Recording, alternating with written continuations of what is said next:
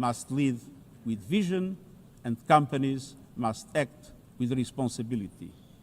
And we, the international community, must ensure that technology lifts up humanity.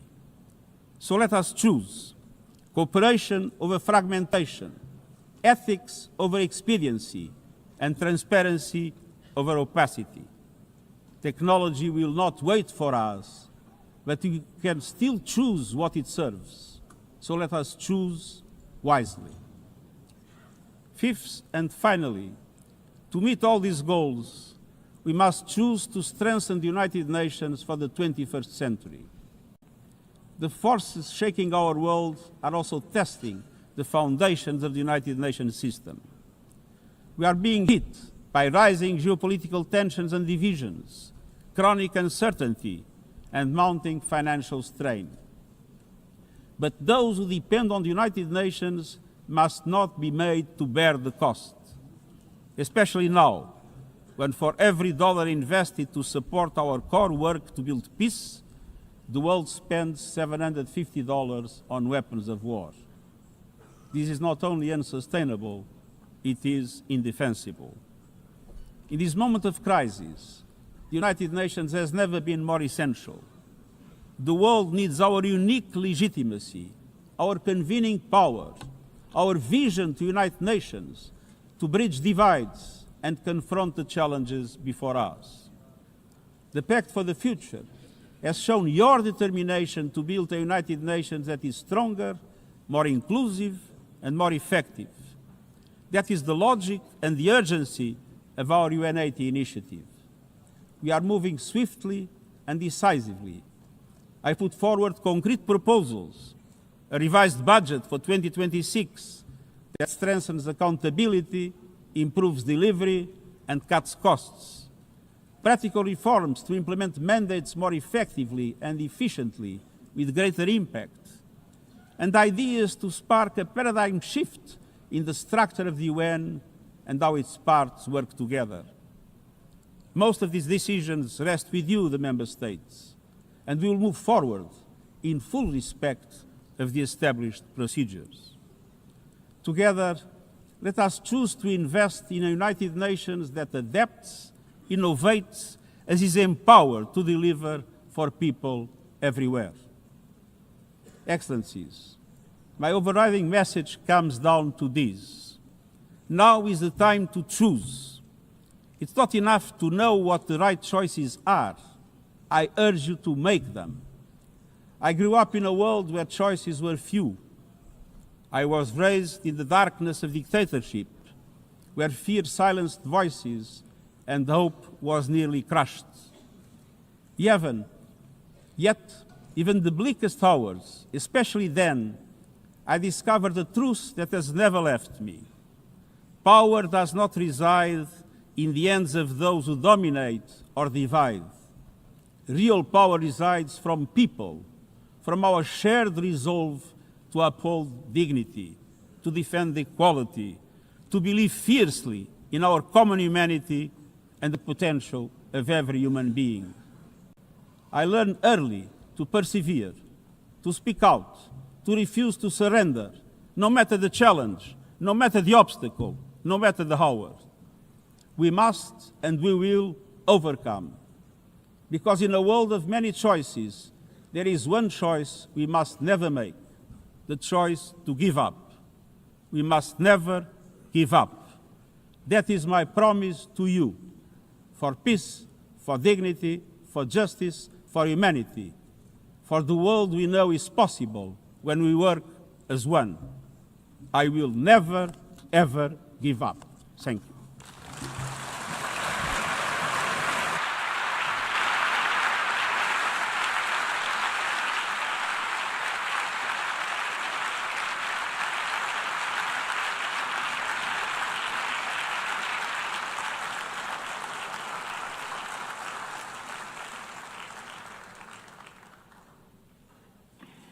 I thank the Secretary General. The Assembly will now turn to Agenda Item 8, entitled General Debate.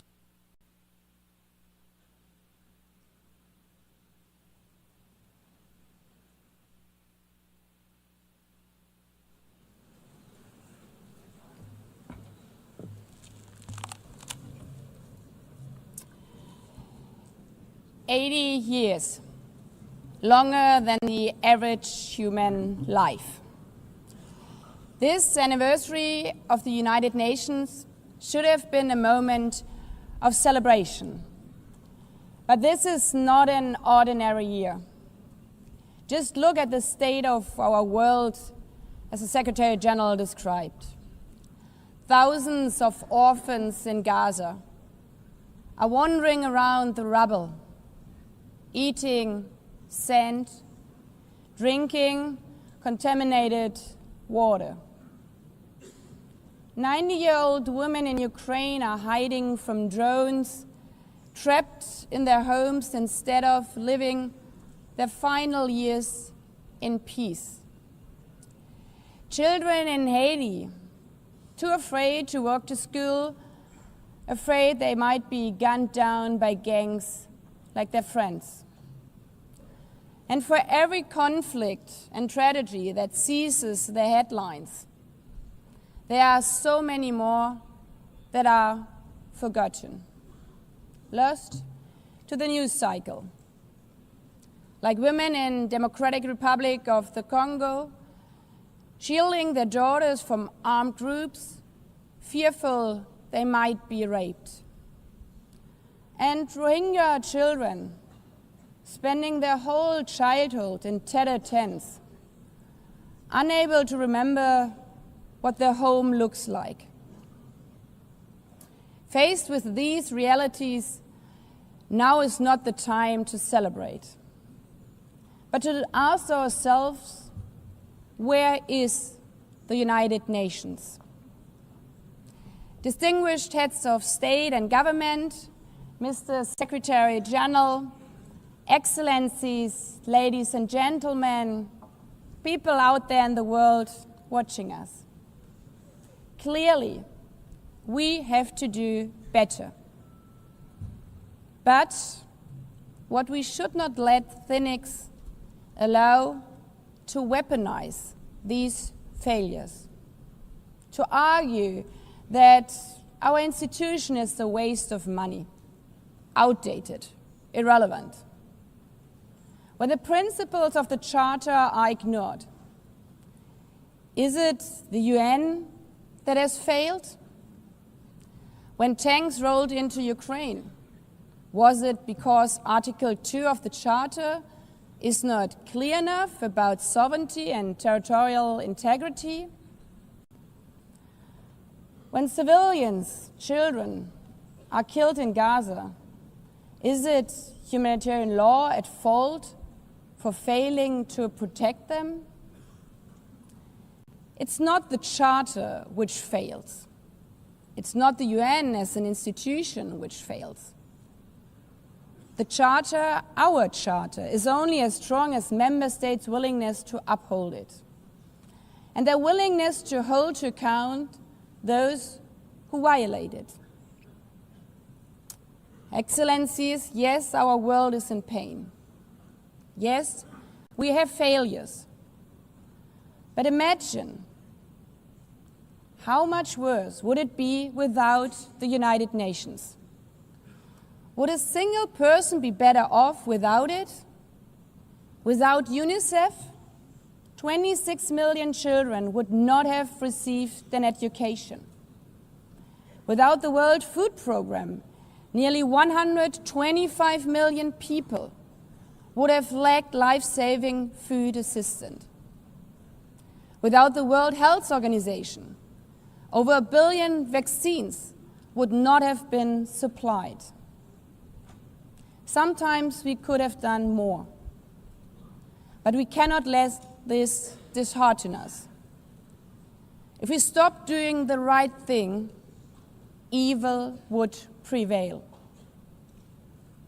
This 80th session is not about big celebrations. It's about finding the resolve not to give up, the resolve to be better together, just as our predecessors did 8 decades ago. This institution was born in a world on fire and desperate for reprieve. 750 million, nearly a third of humanity back then, still under colonial rule. 2 world wars in a generation, 70 million dead, the horrors of the Holocaust revealed to our collective shame. This was a generation that knew almost nothing but suffering and despair. The signing of the Charter in 1945 gave hope to millions, gave us a North Star that guided our path from the ashes of war, helped guide nations from colonial rule into independent states, helped end apartheid.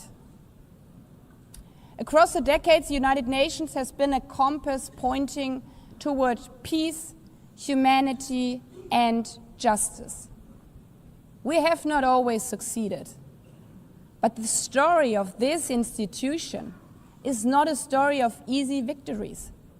It's a story of falling and rising, of pulling ourselves and each other back up and trying harder. We gather here for the 80th time, not for empty celebration, not out of ritual, not to hear our own voices.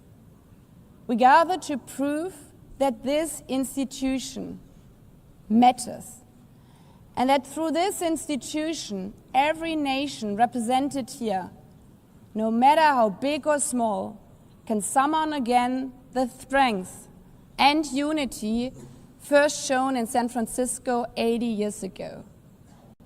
The courage and resolve of world leaders, who even while some called them back then naive, believed they could build a better world from the wreckage of the old. They showed then what true leadership is. It's not about imposing your will or putting others down.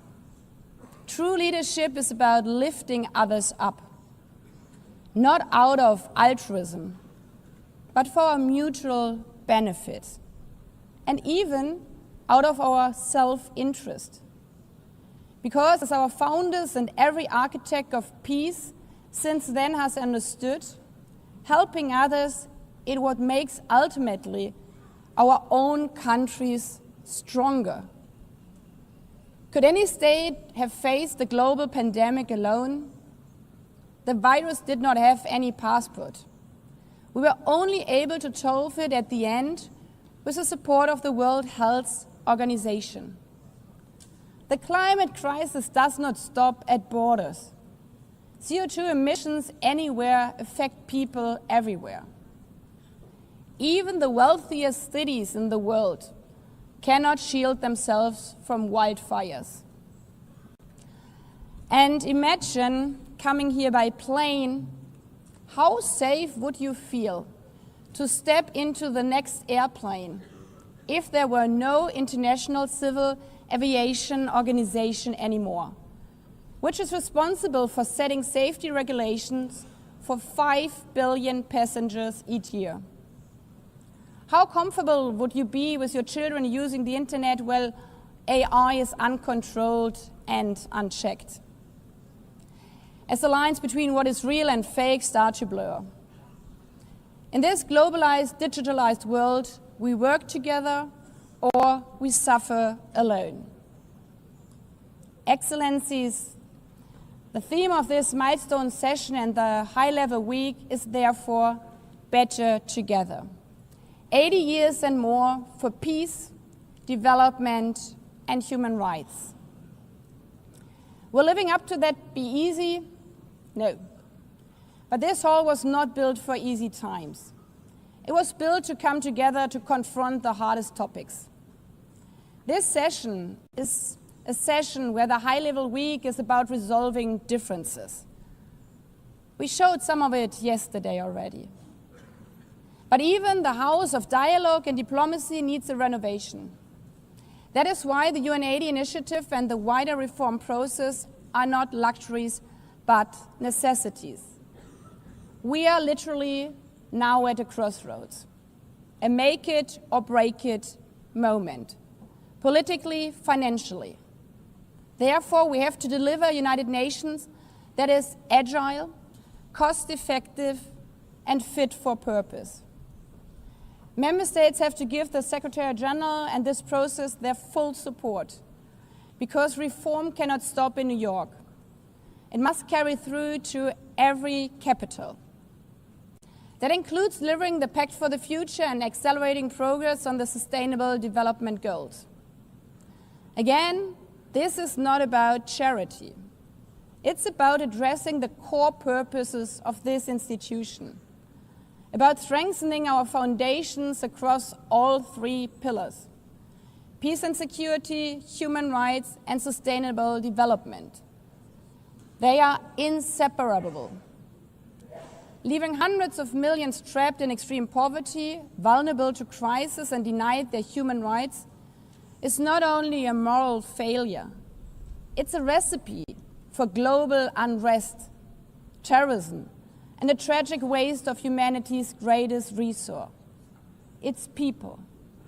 Put it simply, without the SDGs, there cannot be lasting peace. Excellencies, our future as an institution will also be shaped by the selection of the next Secretary General. And here we must pause and reflect. In nearly 80 years, this organization has never chosen a woman for that role. One might wonder how out of 4 billion potential candidates, there could not be found a single one. Of course,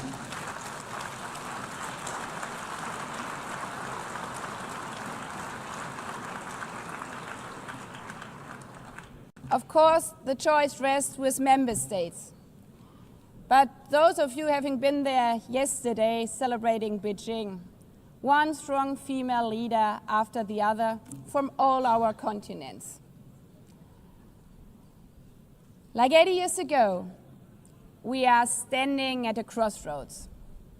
And it's up to us, to every single member state, to live up to the same leadership as your predecessors did.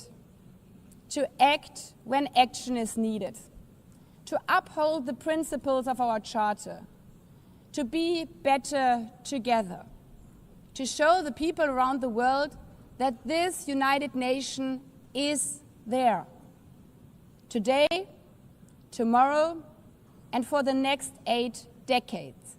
Because, after all, it's the life insurance for every country.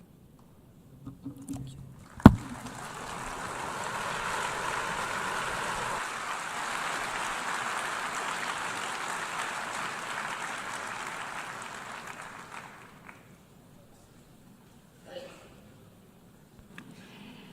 Before giving the floor to the first speaker for this morning, I would like to remind member states that the list of speakers for the general debate has been established on the agreed basis that statements should be no longer than 15 minutes to enable all the speakers to be heard at a given meeting.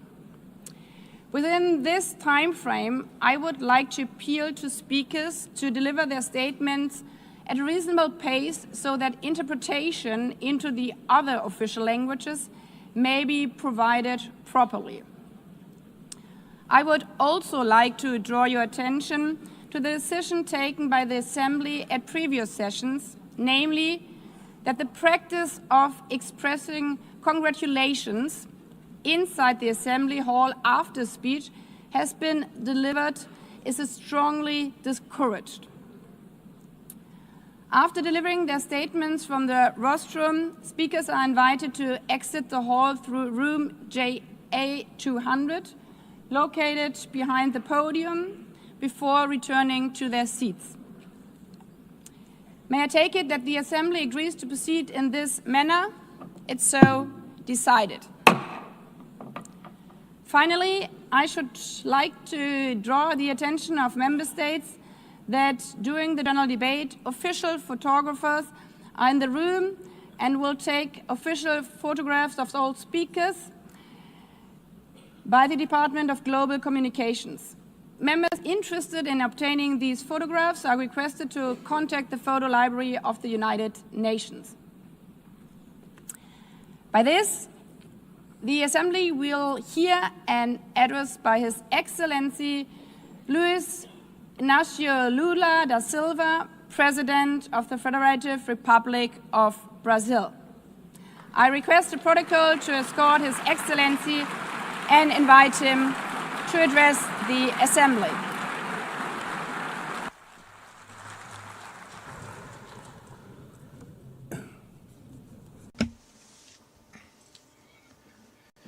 Madam President of the General Assembly, Annalena Baerbock, Mr. Secretary General Antonio Guterres, dear heads of state and government, and representatives of the member states gathered here. This should be a time to celebrate the United Nations. Created at the end of the war, the UN symbolizes the highest expression of the aspiration for peace and prosperity. Today, however, the ideals that inspired its founders in San Francisco are under threat as never before in their history. Multilateralism is at a new crossroads. The organization's authority is in check. We are witnessing the consolidation of an international order marked by repeated concessions to power play. Attacks on sovereignty, arbitrary sanctions, and unilateral interventions are becoming the rule. There is a clear parallel between the multilateralism crisis and the weakening of democracy. Authoritarianism is strengthened when we fail to act in the face of arbitrary acts, when the international society falters in defending peace, sovereignty, and the rule of law. The consequences are tragic. Throughout the world, anti-democratic forces are trying to subjugate institutions and stifle freedoms. They worship violence, praise ignorance, act as physical and digital militias, and restrict the press.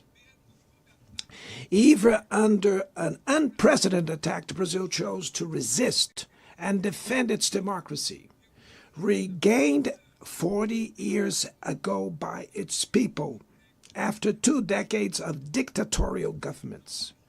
There is no justification for unilateral and arbitrary measures against our institutions and our economy. The aggression against the independence of the judiciary branch of power is unacceptable. This interference in domestic affairs is aided by a subservient far right who is nostalgic of past hegemonies. False patriots plan and publicly promote actions against Brazil. Peace cannot be achieved with impunity. A few days ago, and for the first time in 525 years of our history, a former head of state was convicted of attacking the democratic rule of law. He was investigated, indicted, trialed, and held accountable for his actions in a meticulous process. He has the right to defend himself was secured, a prerogative that dictatorships deny to their victims. Before the eyes of the world, Brazil sent a message to all aspiring autocrats and those who support them. Our democracy, our sovereignty are non-negotiable.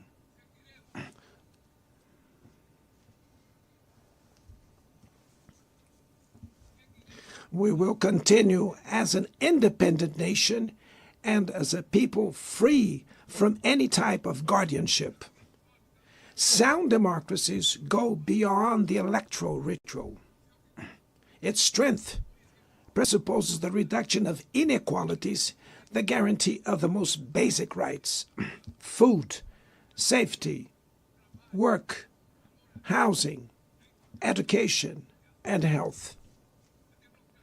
Democracy fails when women earn less than men, or die at the hands of partners and family members. It loses when it closes its doors and blames migrants for the world's ills. Poverty is as much an enemy of democracy as extremism. Therefore, we were proud to receive confirmation from FAO that Brazil has once again left the hunger map in this year, 2025. But in the world, there are still 670 million hungry people, and about 2.3 billion face food insecurity. The only war of which everyone can emerge victorious is the one we wage against hunger and poverty. This is the goal of the global alliance we launched at the G20 and which has the support of 103 countries. The international community needs to revise its priorities, reduce arms spending, and increase development aid. Relieve the service of the foreign debt of the poorest countries, above all African nations, and set minimum global tax standards so that the super rich pay more taxes than workers. Democracy is also measured by the ability to protect families and the childhood. Digital platforms offer possibilities for us to come together in ways we never imagined. But they have been used for sowing intolerance, misogyny, xenophobia, and misinformation. The internet cannot be a land of lawlessness. It's up to governments to protect the most vulnerable. Regulating does not mean restraining freedom of expression. It's about ensuring that what is already illegal in the real world is treated the way in the virtual environment. Attacks on regulation serve to cover up hidden interests and provide shelter for crimes such as fraud, human trafficking, pedophilia, and attacks against democracy. The Brazilian parliament was right to rush to address this issue. Last week, I proudly enacted one of the world's most advanced laws for the protection of children and adolescents in the digital environment. Also, we sent draft bills to the National Congress to foster competition in digital markets and to encourage the installation of sustainable data centers.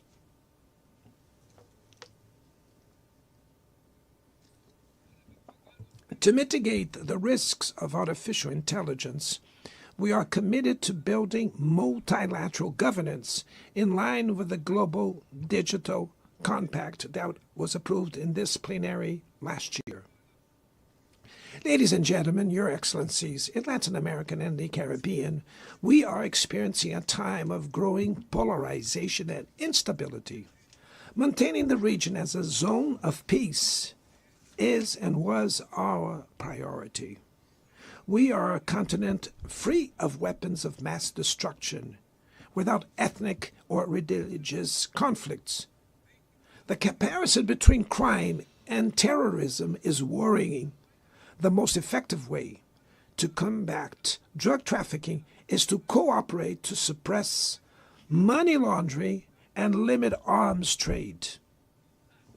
Using lethal force in situations that do not constitute armed conflict is tantamount to executing people without trial. Other parts of the planet have already witnessed interventions that cause greater damage than intended, with serious humanitarian consequences. The path to dialogue must not be closed in Venezuela. Haiti has the right to a violence-free future, and it is unacceptable that Cuba be listed as a country that sponsors terrorism. In the conflict in Ukraine,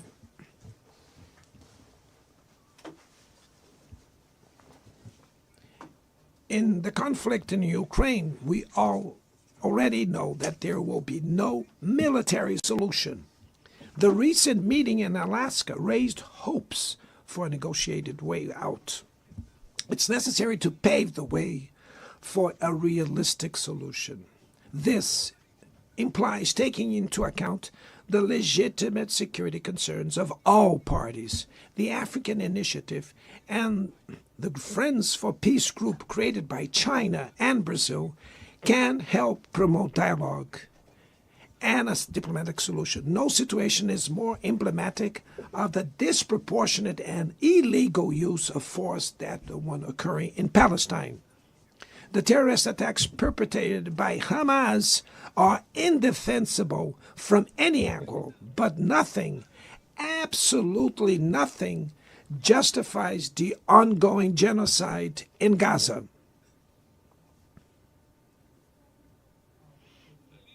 There, under tons of rubble, are buried tens of thousands of innocent women and children.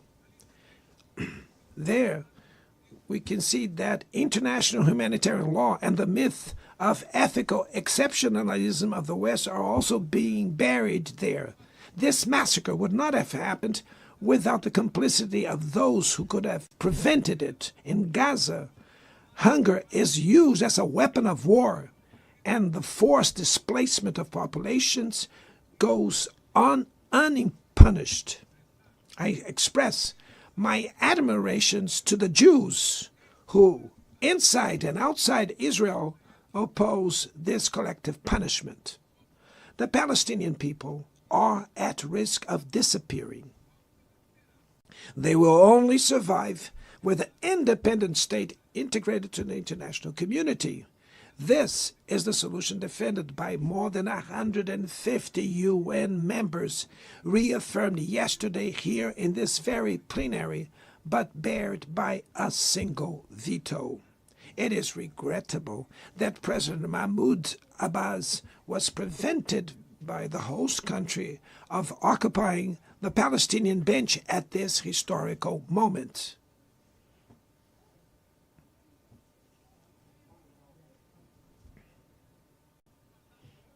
The spread of this conflict to Lebanon, Syria, Iran, Qatar is fueling an unprecedented arms build-up. Madam President, bombs and nuclear weapons will not protect us from the climate crisis. The year of 24 was the warmest already registered. COP30 in the city of Belém, Brazil, will the cope of truth. It will be the time for world leaders to prove the seriousness of their commitment to the planet. Without a complete picture of the NDC's nationally determined contributions, we were walking blindfolded towards the abyss. Brazil has committed to reducing its emissions by 59% and 67%, covering all greenhouse gases and all sectors of the economy. Developing nations face climate change while grappling with other challenges. Meanwhile, rich countries enjoy a standard of living reached at the expense of 200 years of greenhouse gas emissions, demanding greater ambition and greater access to resources and technology. It's not a matter of charity, but of justice. The race for critical minerals essential for energy transition cannot reproduce the predatory and asymmetrical logic that has characterized recent centuries. In Belém City, the world will learn about the reality of the Amazon. Brazil has already reduced deforestation by half in the region in the last 2 years. Eradicating it requires ensuring decent living conditions for its millions of inhabitants. Promoting sustainable development is the objective of the Tropical Forest Forever facility, which Brazil intends to launch to compensate countries that keep their forests standing. But the time has come to move from the negotiation phase to the implementation stage. The world owes a lot to the regime created by the Climate Convention. Climate change needs to be brought to the heart of the UN so that it gets the attention it deserves.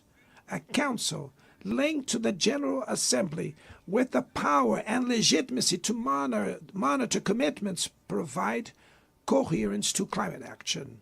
This is a fundamental step towards a broader reform of the organization, which would also include an expanded Security Council in the 2 member categories. Few areas have worsened as much as the multilateral trading system.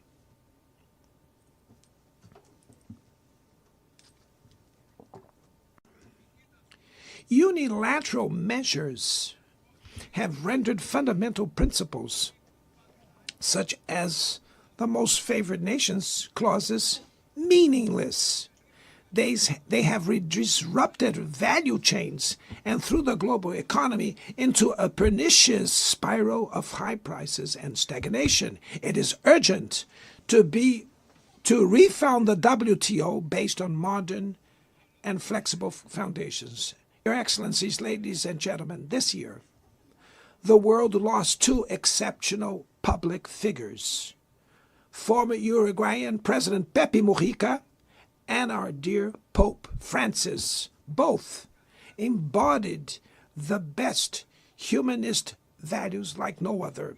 Their lives were intertwined with the 8 decades of the UN's existence. If they were still among us, they would use this platform to remember that authoritarianism, environmental degradation, and inequality are not relentless, that the only ones defeated are those who stand idly by resigned, and that we can defeat the false prophets and oligarchs who exploit fear and monetize hate, and that tomorrow is made of daily choices, and it takes courage to act to transform it. In the future that Brazil envisions, there is no room for the reenactment of ideological rivalries or spheres of influence. Confrontation is not inevitable. We need leaders with clear visions who understand that the international order is not a zero-sum game. The 21st century will be increasingly multipolar. For it to remain peaceful, it cannot fall to multilateral. Brazil is giving increasing importance to the European Union, the African Union, ASEAN, CELAC, BRICS, and the G20.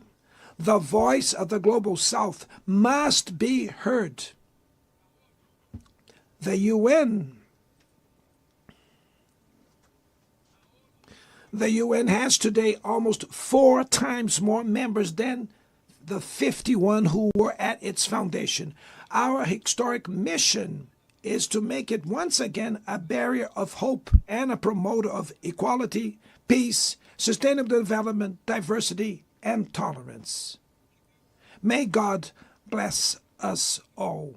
And thank you very much.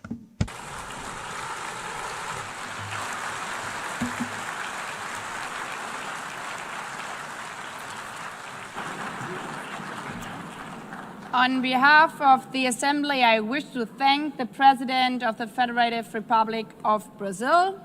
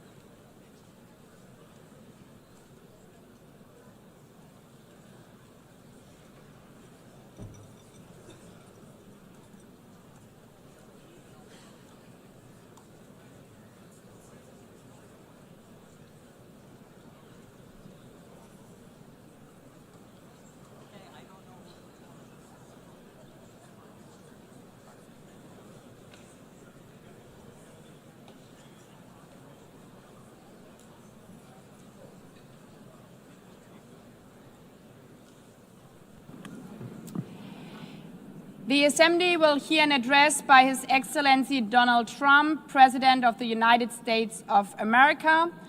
I request protocol to escort His Excellency and invite him to address the Assembly.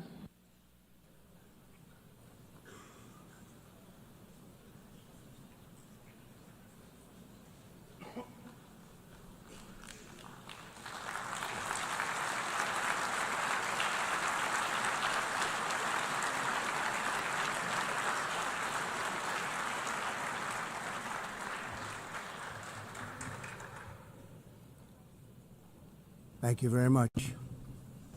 Very much appreciated.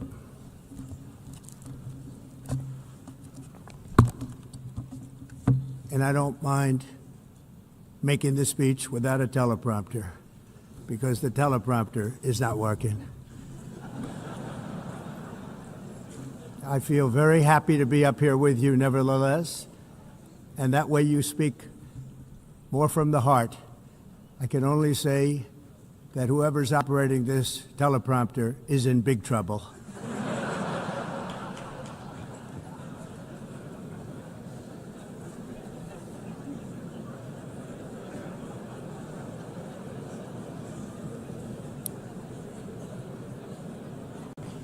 Hello, Madam First Lady.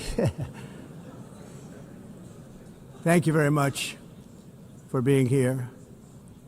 And Madam President, Mr. Secretary General, First Lady of the United States, distinguished delegates, ambassadors, and world leaders. 6 years have passed since I last stood in this grand hall and addressed a world that was prosperous and at peace in my first term. Since that day, the guns of war have shattered the peace I forged on 2 continents. An era of calm and stability gave way to one of the great crises of our time. And here in the United States, 4 years of weakness, lawlessness, and radicalism under the last administration delivered our nation into a repeated set of disasters. 1 year ago, our country was in deep trouble, but today, just 8 months into my administration, we are the hottest country anywhere in the world, and there is no other country even close. America is blessed with the strongest economy, the strongest borders, the strongest military, the strongest friendships, and the strongest spirit of any nation on the face of the earth. This is indeed the golden age of America. We are rapidly reversing the economic calamity we inherited from the previous administration, including ruinous price increases and record-setting inflation like we've never had before. Under my leadership, energy costs are down, gasoline prices are down, grocery prices are down, mortgage rates are down, and inflation has been defeated. The only thing that's up is the stock market, which just hit a record high. In fact, it hit a record high 48 times in the last short period of time. Growth is surging, manufacturing is booming. The stock market, as I said, is doing better than it's ever done. And all of you in this room benefit by that, almost everybody. And importantly, workers' wages are rising at the fastest pace in more than 60 years. And that's what it's all about, isn't it? In 4 years of President Biden, we had less than $1 trillion of new investment into the United States. In just 8 months since I took office, we have secured commitments and money already paid for $17 trillion. Think of it, 4 years, less than $1 trillion, 8 months, much more than $17 trillion is being invested in the United States. And it's now pouring in from all parts of the world. We've implemented the largest tax cuts in American history and the largest regulation cuts in American history, making this once and again the best country on earth to do business. And many of the people in this room are investing in America, and it's turned out to be an awfully good investment during this 8-month period. In my first term, I built the greatest economy in the history of the world. We had the best economy ever, history of the world. And I'm doing the same thing again, but this time it's actually much bigger and even better. The numbers far surpass my record-setting first term. On our southern border, we have successfully repelled a colossal invasion.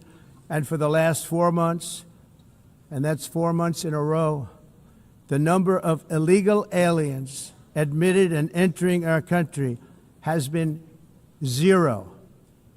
Hard to believe, because if you look back just a year ago, it was millions and millions of people pouring in from all over the world, from prisons, from mental institutions, drug dealers.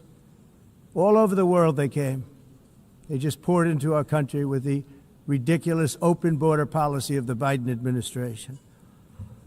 Our message is very simple. If you come illegally into the United States, you're going to jail, or you're going back to where you came from, or perhaps even further than that. You know what that means.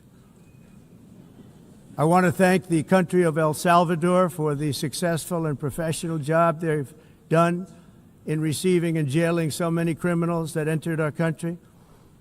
And it was under the previous administration that the number became record-setting, and they're all being taken out.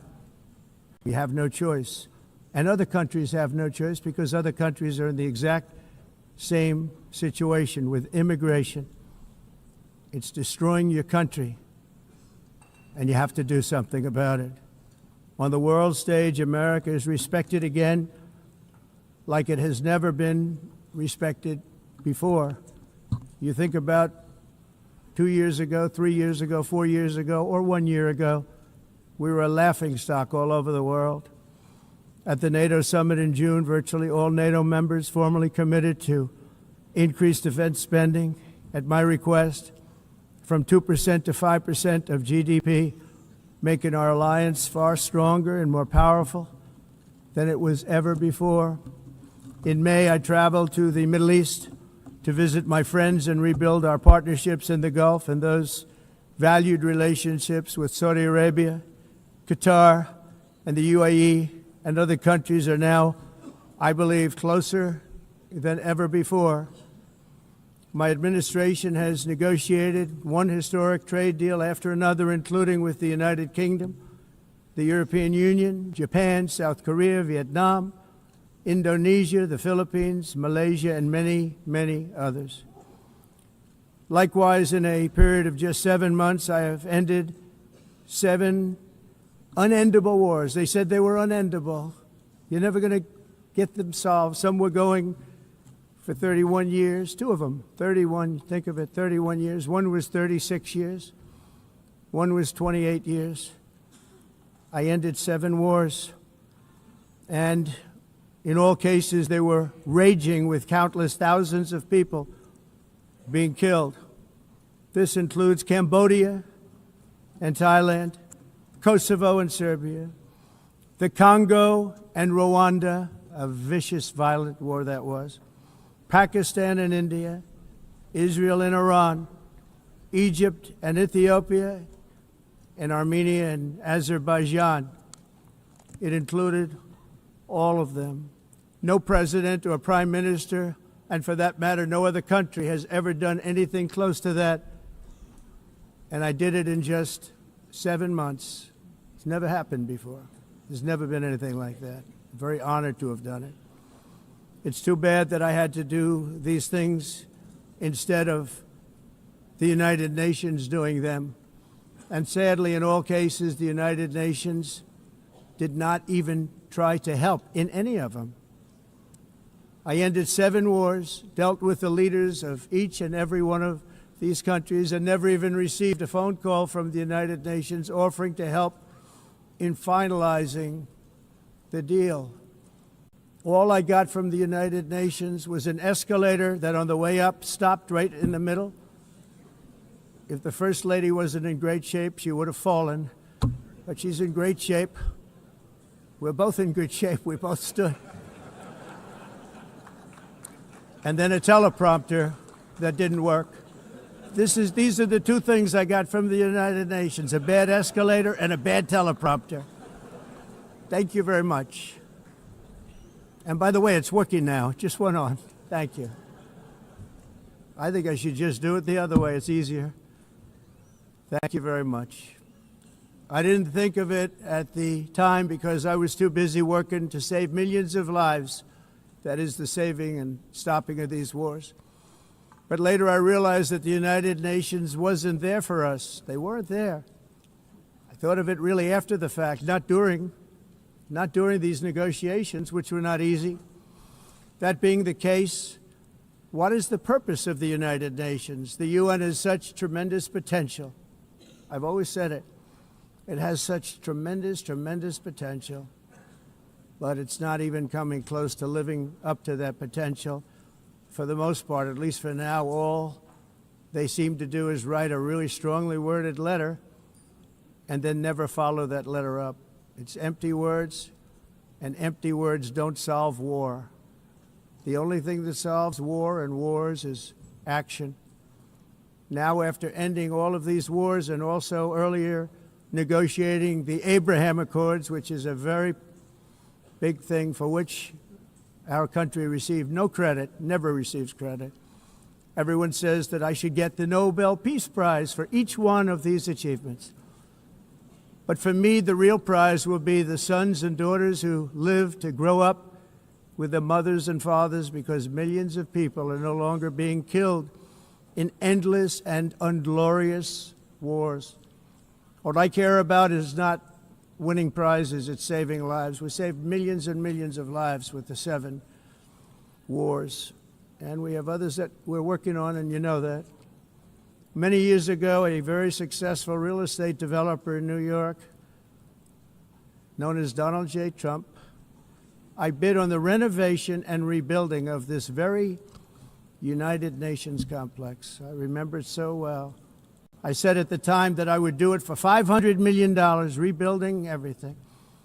It would be beautiful. I used to talk about, I'm going to give you marble floors. They're going to give you terrazzo. I'm going to give you the best of everything. You're going to have mahogany walls. They're going to give you plastic. But they decided to go in another direction, which was much more expensive at the time, and which actually produced a far inferior product. And I realized that they did not know what they were doing when it came to construction, and that their building concepts were so wrong, and the product that they were proposing to build was so bad and so costly. It was going to cost them a fortune. And I said, and wait till you see the overruns. Well, I turned out to be right. They had massive cost overruns and spent between $2 and $4 billion on the building and did not even get the marble floors that I promised them. You walk on terrazzo. Do you notice that? As far as I'm concerned, frankly, looking at the building and getting stuck on the escalator, they still haven't finished the job. They still haven't finished. That was years ago. The project was so corrupt that Congress actually asked me to testify before them on the tremendous waste of money, because it turned out that they had no idea what it was, but they knew it was anywhere between $2 and $4 billion as opposed to $500 million with a guarantee. But they had no idea, and I said it cost much more than $5 billion. Unfortunately, many things in the United Nations are happening just like that, but on an even much bigger scale, much, much bigger. Very sad to see. Whether the UN can manage to play a productive role, I've come here today to offer the hand of American leadership and friendship to any nation in this assembly that is willing to join us in forging a safer, more prosperous world. And it's a world that we'll be much happier with. A dramatically better future is within our reach.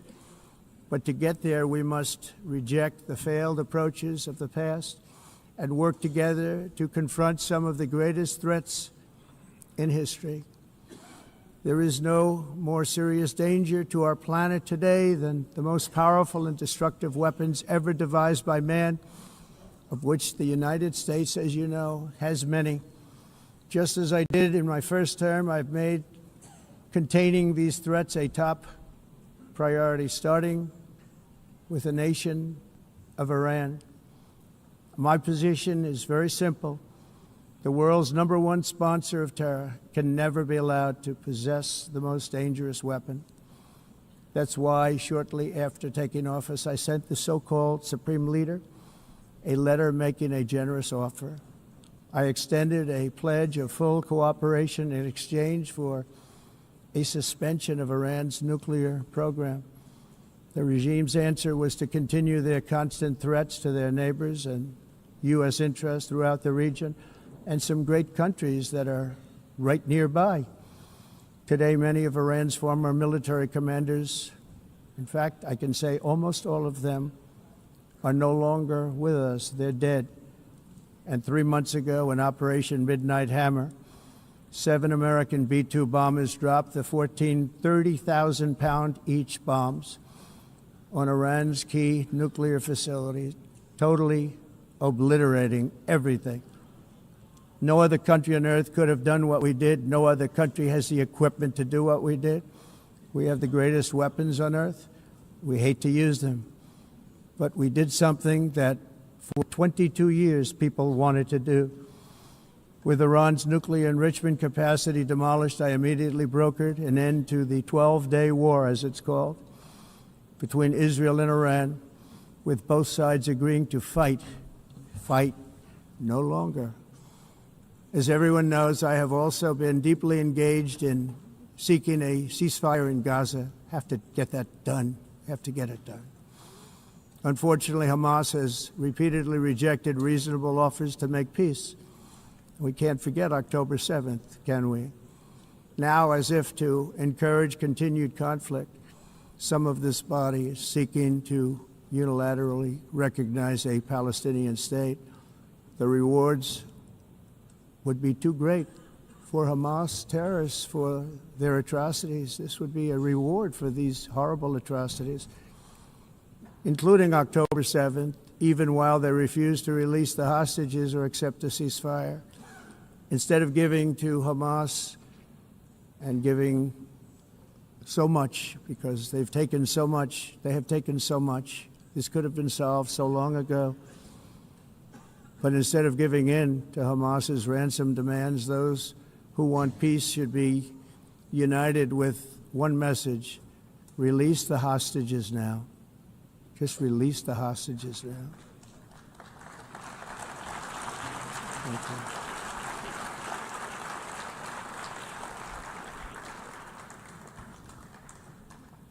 Thank you. As we have got to come together, and we will come together, got to get it done. We have to stop the war in Gaza immediately. We have to stop it. We have to get it done. We have to negotiate, immediately have to negotiate peace. We got to get the hostages back. We want all 20 back. We don't want 2 and 4. As you know, I got, along with Steve Witkoff and others that helped us, Marco Rubio, we got most of them back. We were involved in all of them. But I always said the last 20 are going to be the hardest, and that's exactly what happened. We have to get them back now. We don't want to get back 2, and then another 2, and then 1, and then 3. Have this process. No, we want them all back, and we want the actually 38 dead bodies back too. Those parents came to me, and they want them back, and they want them back very quickly and very badly, as though they were alive. They want them. They want them every bit as much as if their son or daughter were alive. I've also been working relentlessly, stopping the killing in Ukraine. I thought that would be, of the 7 wars that I stopped, I thought that would be the easiest because of my relationship with President Putin, which had always been a good one. I thought that was going to be the easiest one. But you know, in war, you never know what's going to happen. There are always lots of surprises, both good and bad. Everyone thought Russia would win this war in 3 days, but it didn't work out that way. It was supposed to be just a quick little skirmish. It's not making Russia look good. It's making them look bad. No matter what happens from here on out, this was something that should have taken a matter of days, certainly less than a week. And they've been fighting for 3.5 years and killing anywhere from 5,000 to 7,000 young soldiers, mostly soldiers, on both sides every single week, from 5,000 to 7,000 dead young people, and some in cities, much smaller numbers, where rockets are shot, where drones are dropped. This war would never have started if I were president. This was a war that should have never happened. It shows you what leadership is, what bad leadership can do to a country. Look what happened to the United States, and look where we are right now in just a short period of time. The only question now is how many more lives will be needlessly lost on both sides. China and India are the primary funders of the ongoing war by continuing to purchase Russian oil. But inexcusably, even NATO countries have not cut off much Russian energy and Russian energy products, which, as you know, I found out about 2 weeks ago, and I wasn't happy. Think of it. They're funding the war against themselves. Who the hell ever heard of that one? In the event that Russia is not ready to make a deal to end the war, then the United States is fully prepared to impose a very strong round of powerful tariffs, which would stop the bloodshed, I believe, very quickly. But for those tariffs to be effective, European nations, all of you are gathered here right now, would have to join us in adopting the exact same measures. I mean, you're much closer to this. We have an ocean in between. You're right there. And Europe has to step it up. They can't be doing what they're doing. They're buying oil and gas from Russia while they're fighting Russia. It's embarrassing to them, and it was very embarrassing to them when I found out about it, I can tell you that. But they have to immediately cease all energy purchases from Russia. Otherwise, we're all wasting a lot of time. So I'm ready to discuss this. We're going to discuss it today with the European nations, all gathered here. I'm sure they're thrilled to hear me speak about it, but that's the way it is. I like to speak my mind and speak the truth. As we seek to reduce the threat of dangerous weapons today, I'm also calling on every nation to join us in ending the development of biological weapons once and for all. And biological is terrible, and nuclear is even beyond, and we include nuclear in that. We want to have a cessation of the development of nuclear weapons. We know, and I get to view it all the time. Sir, would you like to see? And I look at weapons that are so powerful that we just can't ever use them. If we ever use them, the world literally might come to an end. There would be no United Nations to be talking about. There would be no nothing. Just a few years ago, reckless experiments overseas gave us a devastating global pandemic. Yet despite that worldwide catastrophe, many countries are continuing extremely risky research into bioweapons and man-made pathogens. This is unbelievably dangerous. To prevent potential disasters, I'm announcing today that my administration will lead an international effort to enforce biological weapons convention, which is going to be meeting with the top leaders of the world by pioneering an AI verification system that everyone can trust. Hopefully the UN can play a constructive role, and it will also be one of the early projects under AI. Let's see how good it is, because a lot of people are saying it could be one of the great things ever, but it also can be dangerous, but it can be put to tremendous use and tremendous good, and this would be an example of that. Not only is the UN not solving the problems it should, too often, it's actually creating new problems for us to solve. The best example is the #1 political issue of our time, the crisis of uncontrolled migration. It's uncontrolled. Your countries are being ruined. The United Nations is funding an assault on Western countries and their borders. In 2024, the UN budgeted $372 million in cash assistance to support an estimated 624,000 migrants journeying into the United States. Think of that. The UN is supporting people that are illegally coming into the United States, and then we have to get them out. The UN also provided food, shelter, transportation, and debit cards to illegal aliens. Can you believe that? On the way to infiltrate our southern border. Millions of people came through that southern border. Just a year ago, millions and millions of people were pouring in, 25 million altogether over the 4 years of the incompetent Biden administration. And now we have it stopped, totally stopped. In fact, they're not even coming anymore because they know they can't get through. But what took place is totally unacceptable. The UN is supposed to stop invasions, not create them and not finance them. In the United States, we reject the idea that mass numbers of people from foreign lands can be permitted to travel halfway around the world, trample our borders, violate our sovereignty, cause unmitigated crime, and deplete our social safety net. We have reasserted that America belongs to the American people, and I encourage all countries to take their own stand in defense of their citizens as well.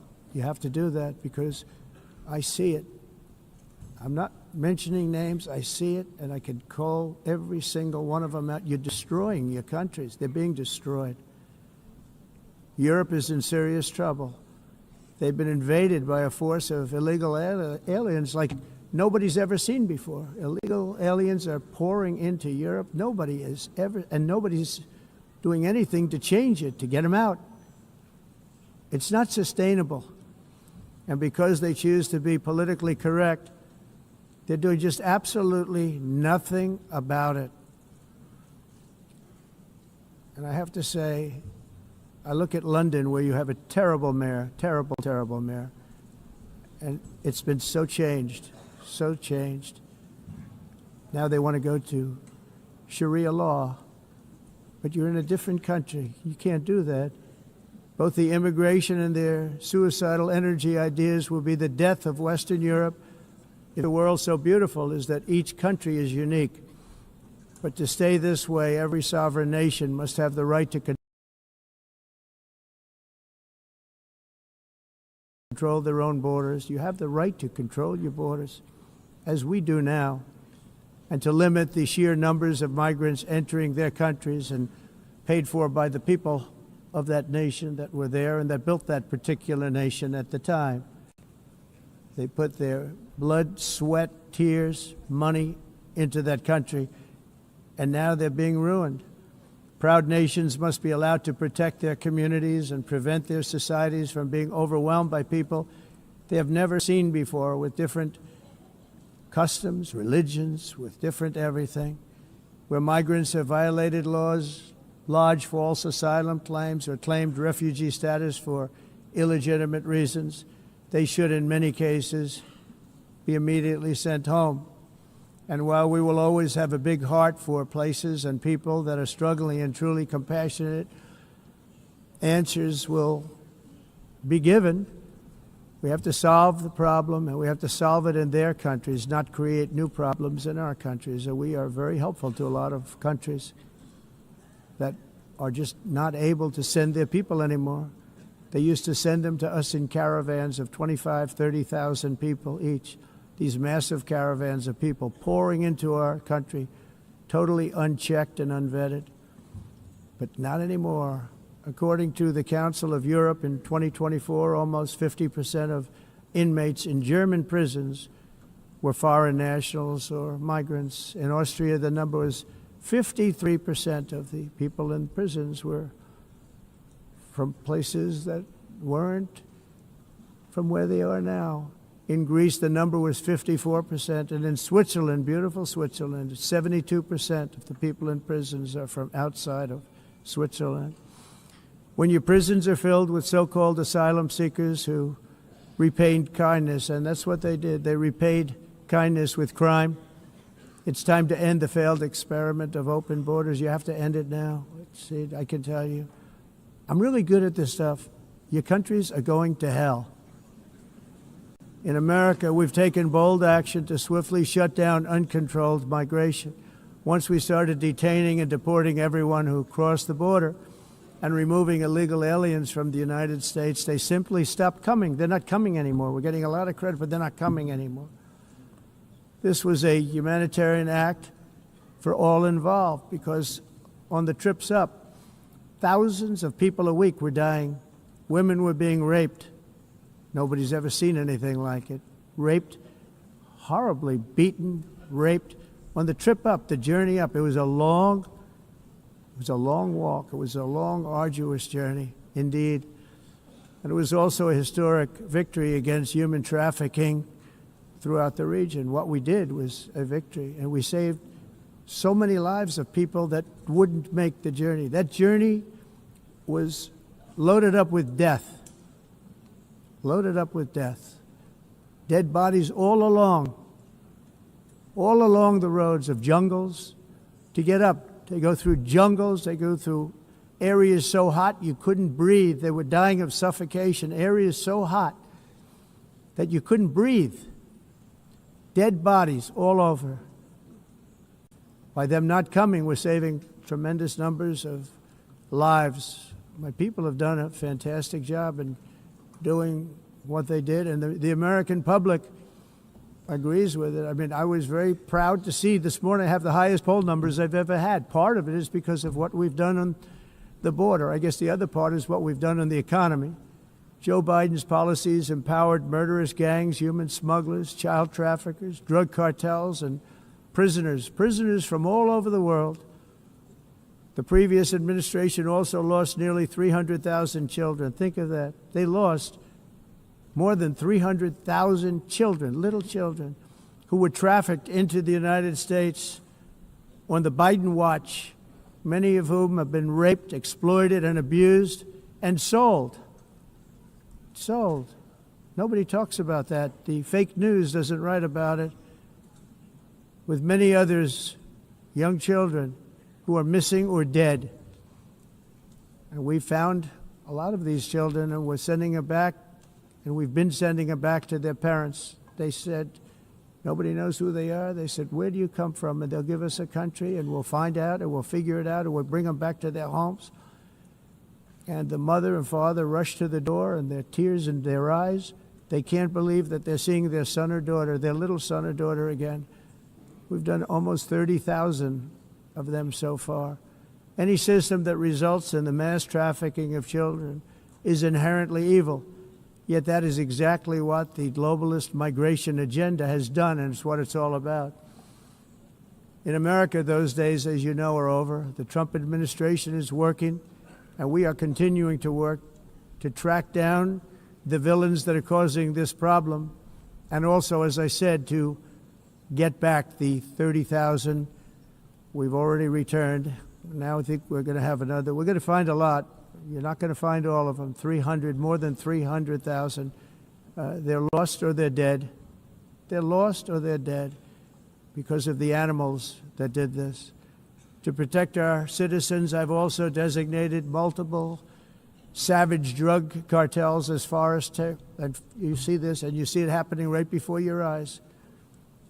Let's put it this way. People don't like taking big loads of drugs in boats anymore. There aren't too many boats that are traveling on the seas by Venezuela. They tend not to want to travel very quickly anymore. And we've virtually stopped drugs coming into our country by sea. We call them the water drugs. They kill hundreds of thousands of people.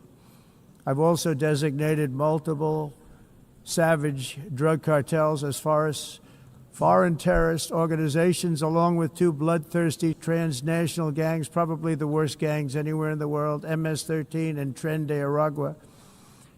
Tren de Aragua is from Venezuela, by the way. Such organizations torture, maim, mutilate, and murder with impunity. They're the enemies of all humanity. For this reason, we've recently begun using the supreme power of the United States military to destroy Venezuelan terrorists and trafficking networks led by Nicolas Maduro. To every terrorist thug smuggling poisonous drugs into the United States of America, please be warned that we will blow you out of existence. That's what we're doing. We have no choice. Can't let it happen. They're destroying. I believe we lost 300,000 people last year to drugs, 300,000. Fentanyl and other drugs. Each boat that we sink carries drugs that would kill more than 25,000 Americans. We will not let that happen. Energy is another area where the United States is now thriving like never before. We're getting rid of the falsely named renewables. By the way, they're a joke. They don't work. They're too expensive. They're not strong enough to fire up the plants that you need to make your country great.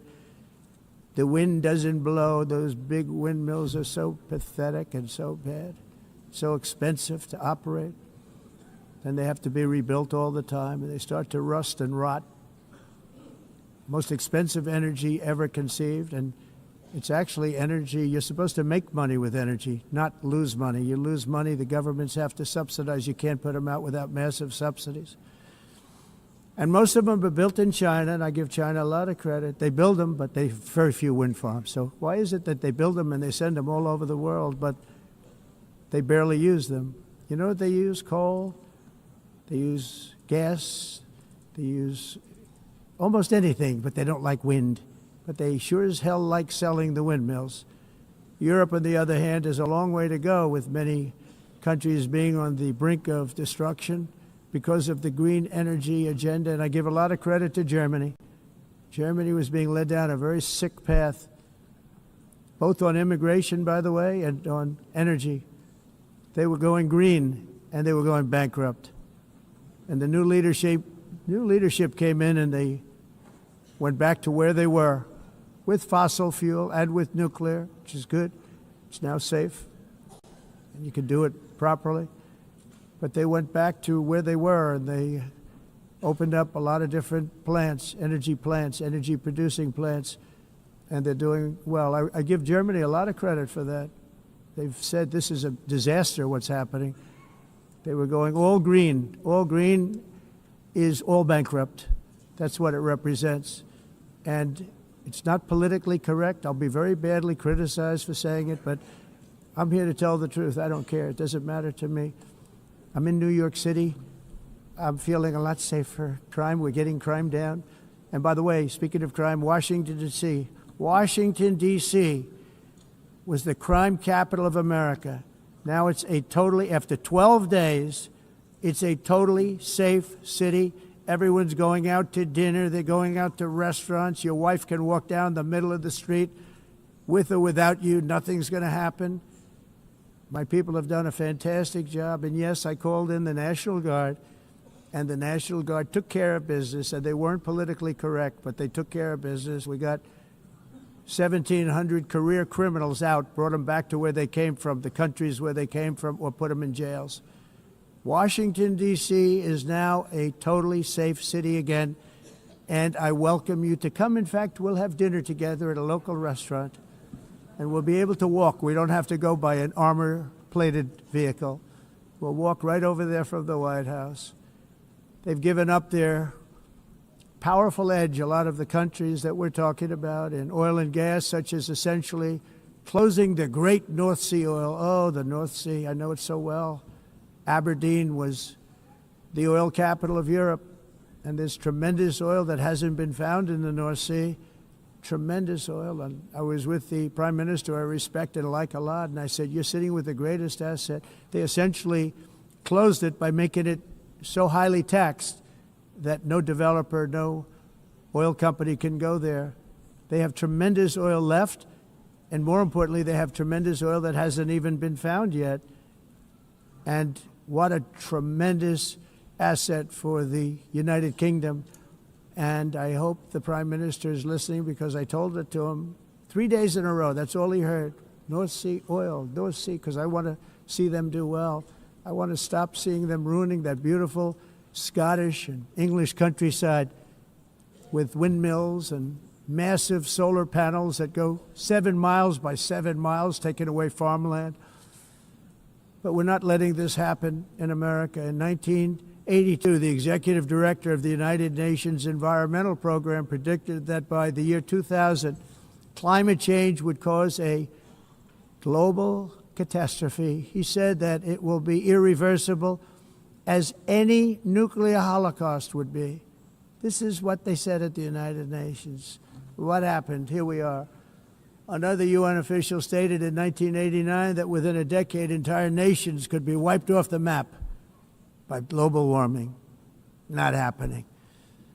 You know, it used to be global cooling. If you look back years ago in the 1920s and the 1930s, they said, global cooling will kill the world.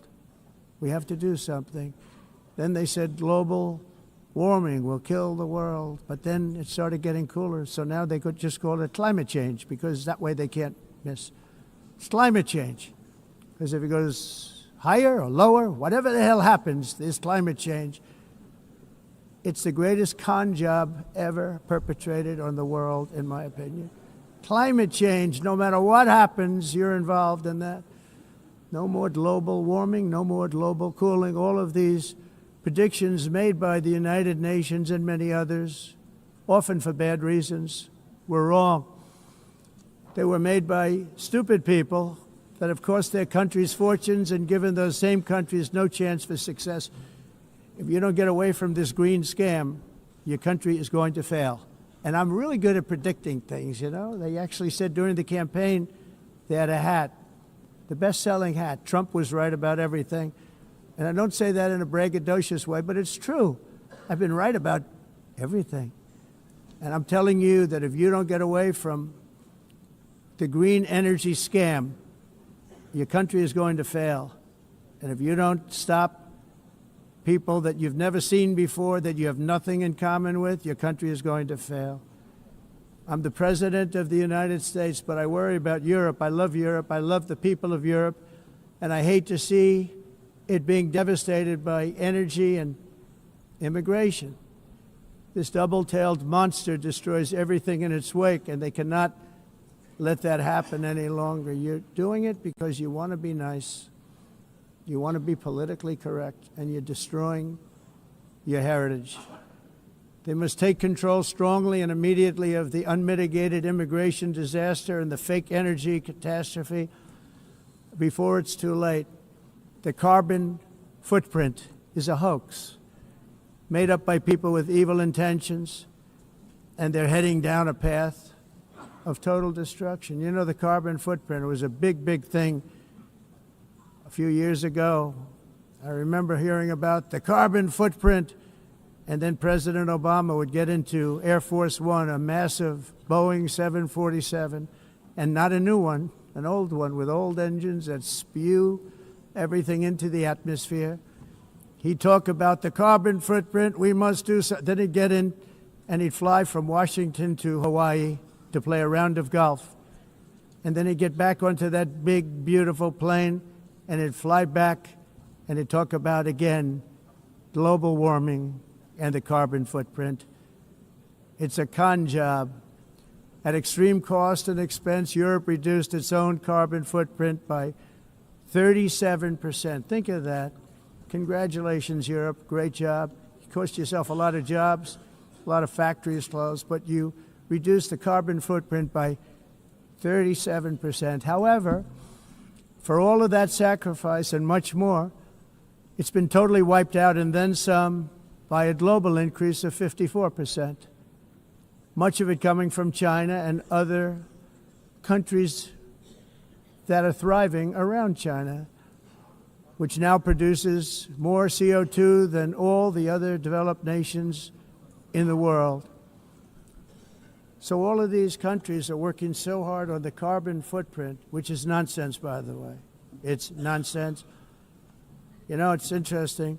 In the United States, we have still radicalized environmentalists, and they want the factories to stop. Everything should stop. No more cows. We don't want cows anymore. I guess they want to kill all the cows. They want to do things that are just unbelievable, and you have it too. But you know, we have a border, strong, and we have a shape, and that shape doesn't just go straight up. That shape is amorphous when it comes to the atmosphere. And if we had the most clean air, and I think we do, we have very clean air. We have the cleanest air we've had in many, many years. But the problem is that other countries, like China, which has air that's a little bit rough, it blows. And no matter what you're doing down here, the air up here tends to get very dirty because it comes in from other countries where their air isn't so clean. And the environmentalists refuse to acknowledge that. Same thing with garbage. In Asia, they dump much of their garbage right into the ocean. And over about a 1 week and 2 week journey, it flows right past Los Angeles. You've seen it. Massive amounts of garbage, almost too much to do anything about, flowing past Los Angeles, past San Francisco, and then somebody will get in trouble because he dropped a cigarette on the beach. The whole thing is crazy. The primary effect of these brutal green energy policies has not been to help the environment, but to redistribute manufacturing and industrial activity from developed countries that follow the insane rules that are put down to polluting countries that break the rules and are making a fortune. They're making a fortune. European electricity bills are now 4 to 5 times more expensive than those in China, and 2 to 3 times higher than the United States. And our bills are coming way down. You probably see that our gasoline prices are way down. You know, we have an expression, drill. Nós reduzimos os custos de energia porque nós faremos, como a expressão, vamos fazer tudo isso, reduzir os custos de energia, e os custos diminuíram nos Estados Unidos. Common to see one. Por exemplo, se você olhar Electric costs nos países em approximately faturas de energia, 100 heat-related deaths nós não annually.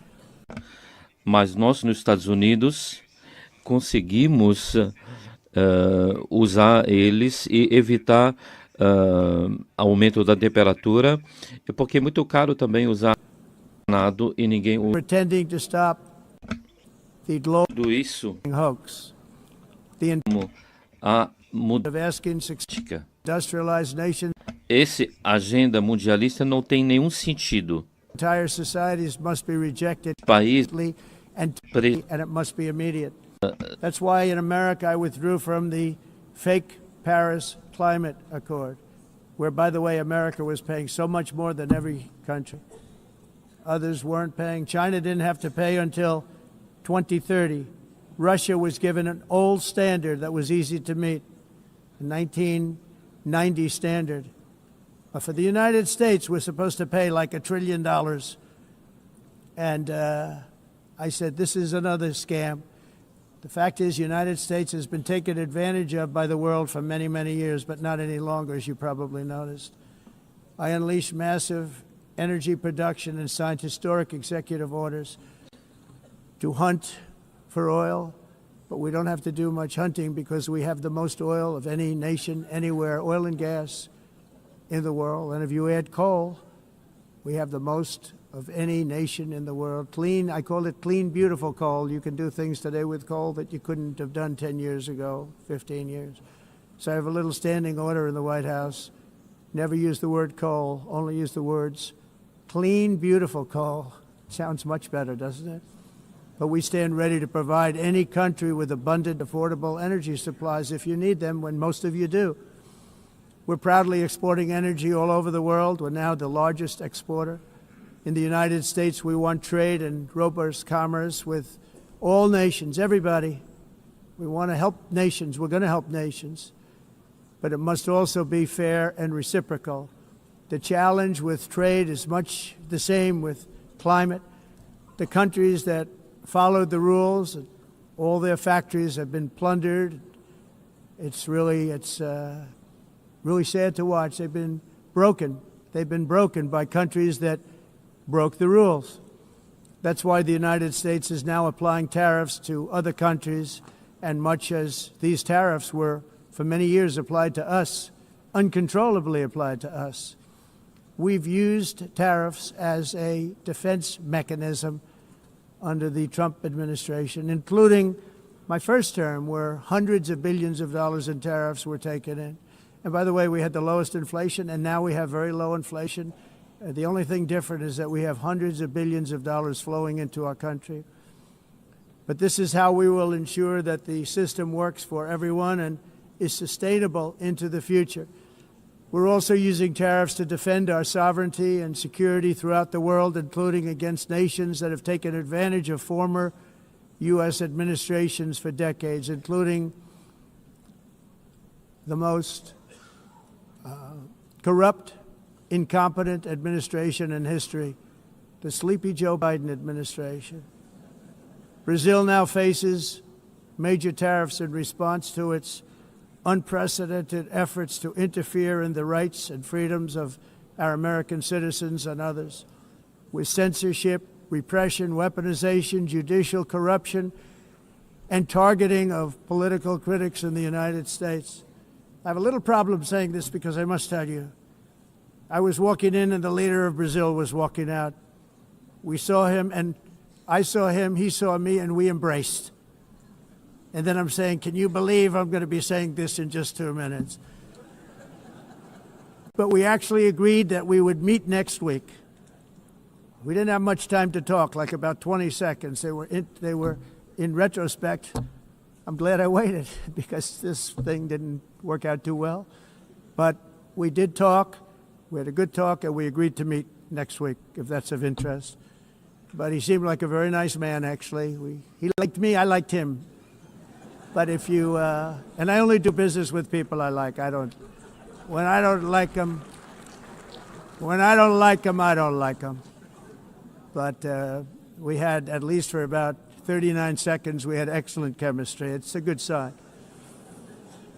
But also in the past, Brazil, can you believe this, unfairly tariffed our nation, but now because of our tariffs, we are hitting them back, and we're hitting them back very hard. As president, I will always defend our national sovereignty and the rights of American citizens. So I'm very sorry to say this, that Brazil is doing poorly and will continue to do poorly. They can only do well when they're working with us. Without us, they will fail, just as others have failed. It's true. Next year, the United States will celebrate the 250th anniversary of our glorious independence, a testament to enduring power and American freedom and spirit. We will also be proudly hosting the 2026 FIFA World Cup, and shortly thereafter, the 2028 Olympics, which is going to be very exciting. I hope you all come. I hope that countless people from all over the globe will take part of these will be great celebrations of liberty and human achievement, and that together we all can rejoice in the miracles of history that began in July 4th, 1776, when we founded the light to all nations. And it's something really that an amazing thing came out of that date. It's called the United States of America. In honor of this momentous anniversary, I hope that all countries who find inspiration in our example will join us in renewing our commitment, values, and those values really that we hold so dear. Together, let us defend free speech and free expression. Let us protect religious liberty, including for the most persecuted religion on the planet today. It's called Christianity.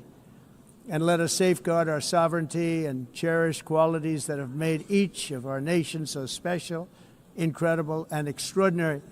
In closing, I just want to repeat that immigration and the high cost of so-called green renewable energy is destroying a large part of the free world and a large part of our planet. Countries that cherish freedom are fading fast because of their policies on these two subjects. You need strong borders and traditional energy sources if you are going to be great again. Whether you have come from north or south, east or west, near or far, every leader in this beautiful hall today represents a rich culture, a noble history, and a proud heritage that makes each nation majestic and unique, unlike anything else in human history or any other place on the face of the earth. From London to Lima, from Rome to Athens, from Paris to Seoul, from Cairo to Tokyo and Amsterdam to right here in New York City, we stand on the shoulders of the leaders and legends, generals and giants, heroes and titans who won and built our beloved nations, all of our nations, with their own courage, strength, spirit, and skill. Our ancestors climbed mountains, conquered oceans, crossed deserts, and trekked over wide open plains. They charged into thunderous battles, plunged into grave dangers, and they were soldiers and farmers and workers and warriors and explorers and patriots. They built towns into cities, tribes into kingdoms, ideas into industries, and small islands into mighty empires. You're a part of all of that. They were champions for their people who never gave up and who never, ever gave in. Their values defined our national identities. Their visions forged our magnificent destiny. Everybody in this room is a part of it in your own way. Each of us inherits the deeds and the myths, the triumphs, the legacies of our own heroes and founders who so bravely showed us the way. Our ancestors gave everything for homelands that they defended with pride, with sweat, with blood, with life, and with death. Now the righteous task of protecting the nations that they built belongs to each and every one of us. So together let us uphold our sacred duty to our people and to our citizens. Let us protect their borders, ensure their safety, preserve their cultures, treasure, and traditions, and fight, fight, fight for their precious dreams and their cherished freedoms. And in friendship and really a beautiful vision, let us all work together to build a bright, beautiful planet, a planet that we all share, a planet of peace and a world that is richer, better, and more beautiful than ever before. That can happen. It will happen. It will happen, and I hope it can happen and start right now, right at this moment. We'll turn it around. We're going to make our countries better, safer, more beautiful. We're going to take care of our people. Thank you very much. It's been an honor. God bless the nations of the world. Thank you very much. Bye.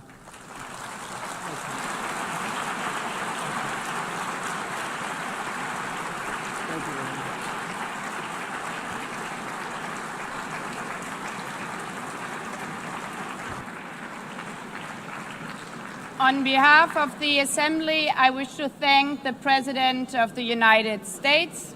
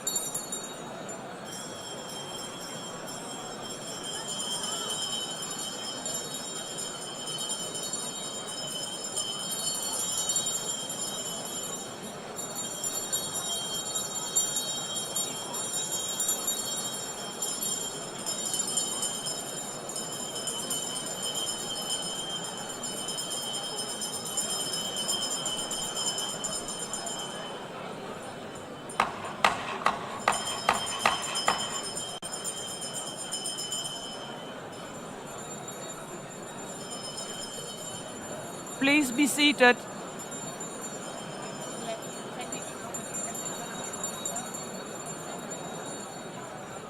Please be seated.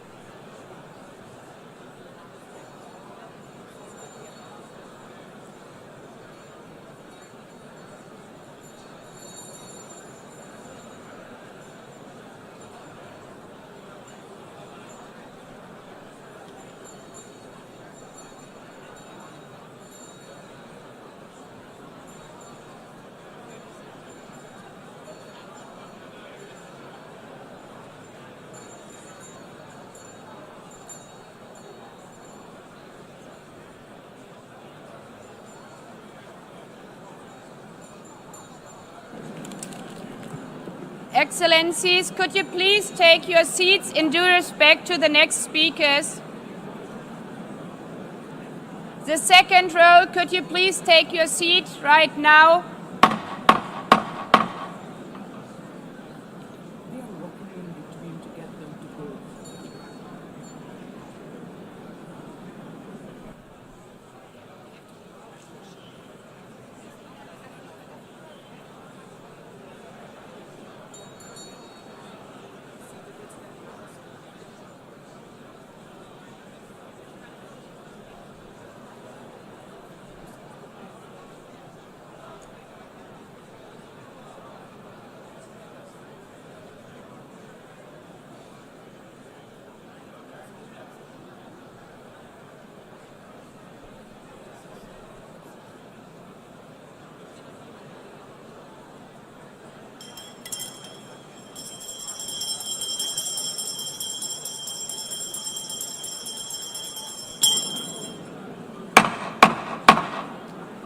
Please take a seat now. With due respect to the next speakers, I would kindly ask you, gentlemen in the left row, please take your... We will continue.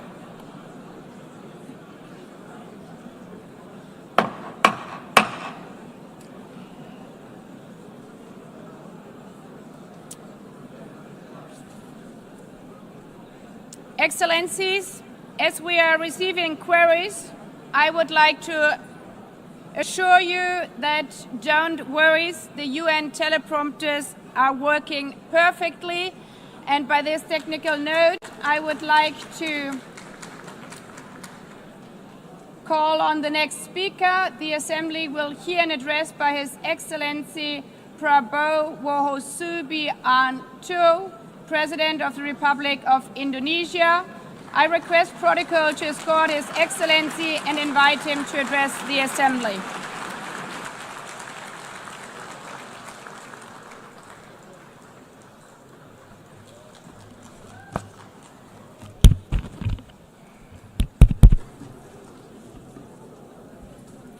His Excellency, Mr. Antonio Guterres, Secretary General of the United Nations, Her Excellency, Madame Annalena Baerbock, President of the United Nations General Assembly, His Excellency Mr. Moses Abelian, Under Secretary General for General Assembly and Management, Excellencies, Heads of States, Heads of Governments, distinguished delegates, ladies and gentlemen. It is indeed a great honor for me to stand in this August General Assembly Hall among leaders and representatives who represent almost all of humanity. We differ in race, religion, and nationality, yet we gather together today as one human family. We are here first and foremost as fellow human beings, each created equal, endowed with unalienable rights to life, liberty, and the pursuit of happiness. The words of the United Nations Declaration of Independence have inspired democratic movements across continents, including the French Revolution, the Russian Revolution, the Mexican Revolution, the Chinese Revolution, and Indonesia's own struggle and journey to freedom. It also gave birth to the Universal Declaration of Human Rights, adopted by the United Nations in 1948. All men are created equal was the creed that opened the way to unprecedented global prosperity and dignity. And yet, in our own era of scientific and technological triumphs, an era capable of ending hunger, poverty, and environmental ruin, we also continue to face today grave dangers, challenges, and uncertainties. Human folly, fueled by fear, racism, hatred, oppression, and apartheid, threatens our common future. My country knows this pain. For centuries, Indonesians lived under colonial domination, oppression, and slavery. We were treated less than dogs in our own homeland. We Indonesians know what it means to be denied justice and what it means to live in apartheid, to live in poverty, and to be denied equal opportunity. We also knew what solidarity can do in our struggle for independence, in our fight to overcome hunger, disease, and poverty. The United Nations stood with Indonesia and gave us vital assistance. Decisions made here based on human solidarity by the Security Council and this Assembly gave Indonesia independence, international legitimacy, opened doors, and supported our early development through the efforts of the United Nations Children Fund, the United Nations Food and Agriculture Organization, the FAO, the World Health Organization, and many, many other United Nations institutions. And because of that, Indonesia today stands on the cusp of shared prosperity and greater equality and dignity. Madam President, Excellencies, our world today is driven by conflict, injustice, and deepening uncertainty. Every day we witness suffering, genocide, and blatant disregard for international law and human decency. In the face of these challenges, we must not give up. As the United Nations Secretary General said, we cannot give up. We cannot surrender our hopes or our ideals. We must draw closer, not drift apart. Together we must strive to achieve our hopes, our dreams. The United Nations was born from the ashes of the Second World War that claimed scores of millions of lives. It was created to secure peace, security, justice, and freedom for all. We remain committed to internationalism, to multilateralism, and to every effort that strengthens this great institution. Today, Indonesia is nearer than ever before to meeting the sustainable development goals of ending extreme poverty and hunger. Because years ago, this very chamber chose to listen and uphold social and economic justice. We will never forget. And today, we must never be silent while Palestinians are denied that same justice and legitimacy in this very hall.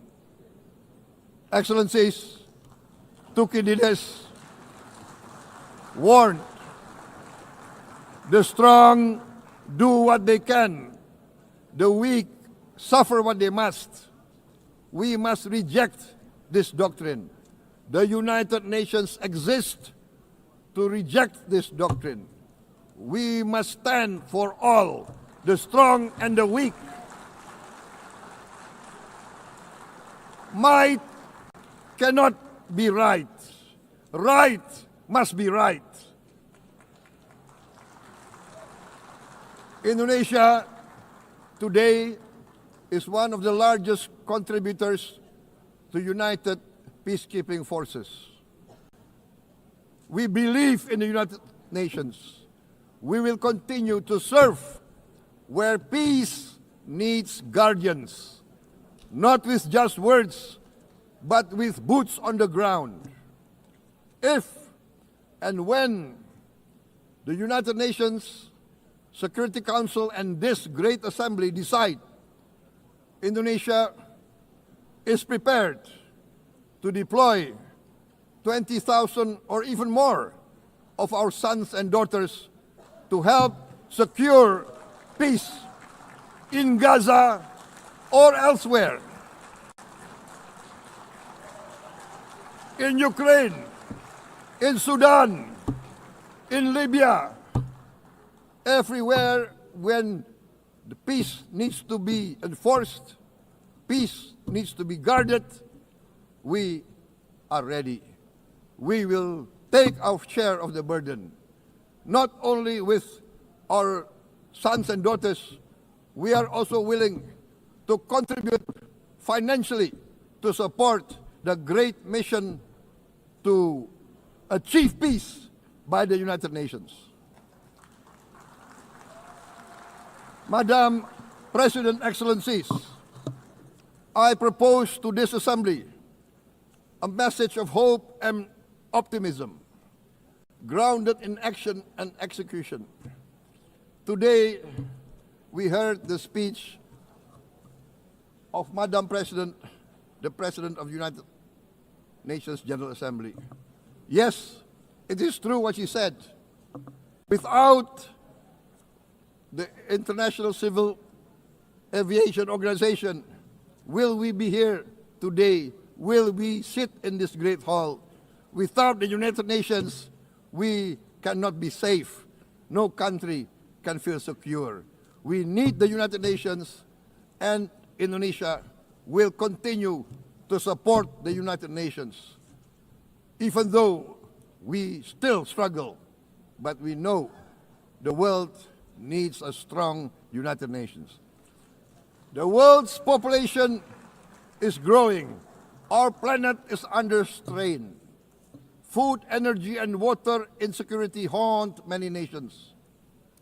We choose to answer these challenges directly at home and to help abroad wherever we can.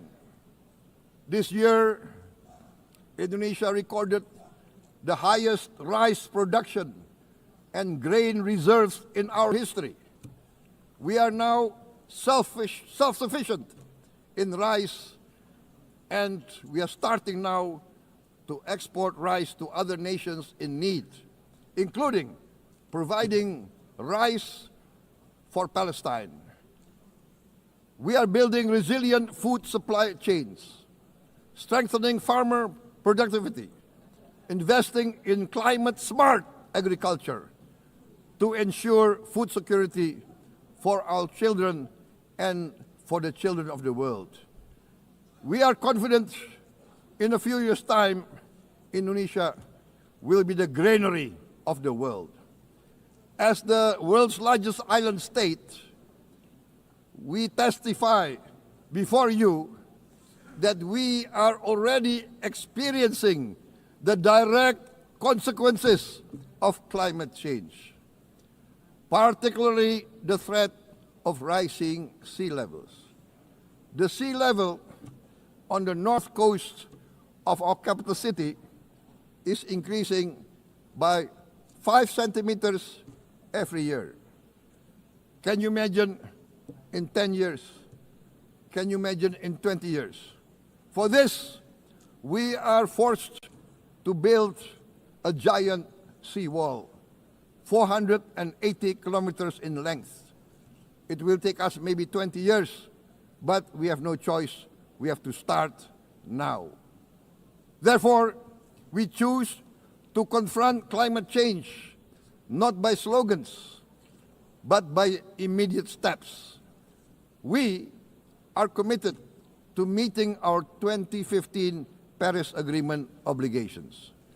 We aim to achieve net zero emission by 2060, and we are very confident we can achieve net zero emission much earlier. We aim to reforest more than 12 million hectares of degraded forest, to reduce forest degradation, to empower local communities with quality green jobs for the future. Indonesia is shifting decisively from fossil fuel-based development towards renewable-based development. From next year, most of our additional power generation capacity will come from renewables. Our goal is clear: to lift all of our citizens out of poverty and make Indonesia a hub for solutions to food, energy, and water security. Madam President, Excellencies, we live in a time when hatred and violence can seem to be the loudest voices. But beneath this loud noise lies a quieter truth, that every person longs to be safe, to be respected, to be loved, and to leave a better world to their children. Our children are watching. They are learning leadership, not from textbook, but from our choices. Today, still, a catastrophic situation in Gaza is unfolding before our eyes. At this very moment, the innocent are crying for help, are crying to be saved. Who will save them? Who will save the innocent? Who will save the old and women? Millions are facing danger at this very moment. As we sit here, they are facing trauma. They are facing irreparable damage to their bodies. They are dying of starvation. Can we remain silent? Will there be no answer to their screams? Will we teach them that the human family can rise to the challenge? Madam President, we must act now. Many speakers have said that. We must stand for a multilateral order where peace, prosperity, and progress are not the privilege of a few, but the right of all. With a strong United Nations, we can build a world where the weak do not suffer what they must, but live the justice that they deserve. Let us continue humanity's great journey of ideals, the selfless aspirations that created the United Nations. Let us use science to uplift, not use science to destroy. Let rising nations help others to lift themselves. I am convinced that the leaders of the great world civilizations of the West, of the East, of the North, of the South, leaders of America, Europe, of India, China, the Islamic world, the whole world I am convinced they will rise to their role demanded by history. We are all hopeful that the leaders of the world will show great statesmanship, great wisdom, restraint, humility, overcome hate, overcome suspicion.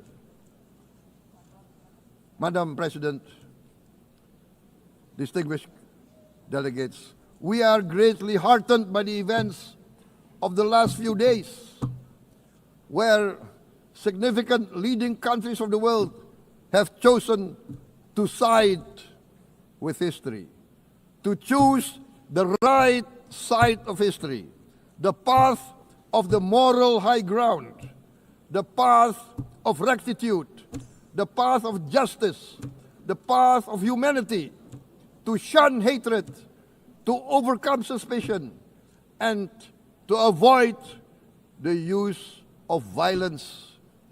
The use of violence will beget violence. No one country can bully the whole community of the human family.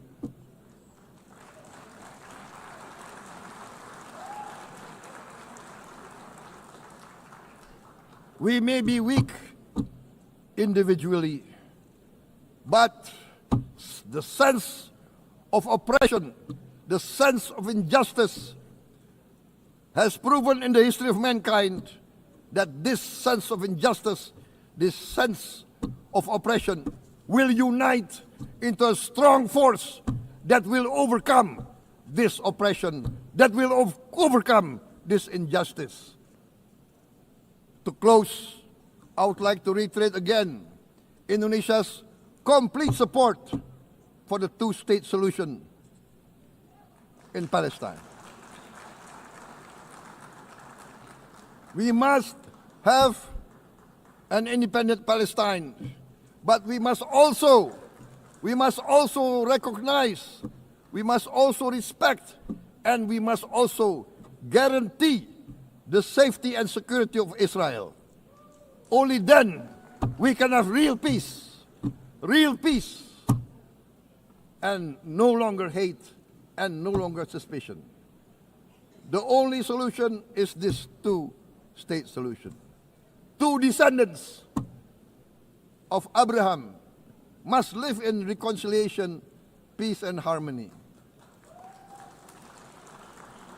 Arabs, Jews, Muslims, Christians, Hindus, Buddhists, all religions, we must live as one human family. Indonesia is committed to being part of making this vision a reality. Is this a dream? Maybe, but this is the beautiful dream together towards. Let us work towards this noble goal. Let us continue humanity's journey of hope, a journey started by our forefathers, a journey that we must complete. Thank you. Wassalamualaikum warahmatullahi wabarakatuh.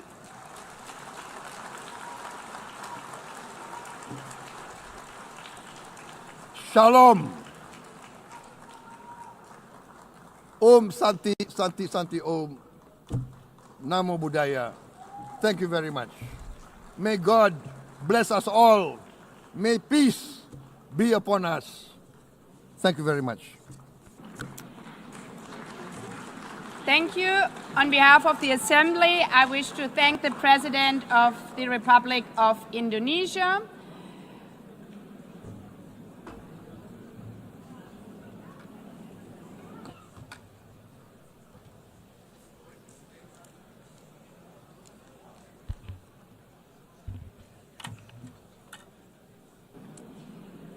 The Assembly will hear an address by His Excellency Recep Tayyip Erdogan, President of the Republic of Turkey. I request protocol to escort His Excellency and invite him to address the Assembly.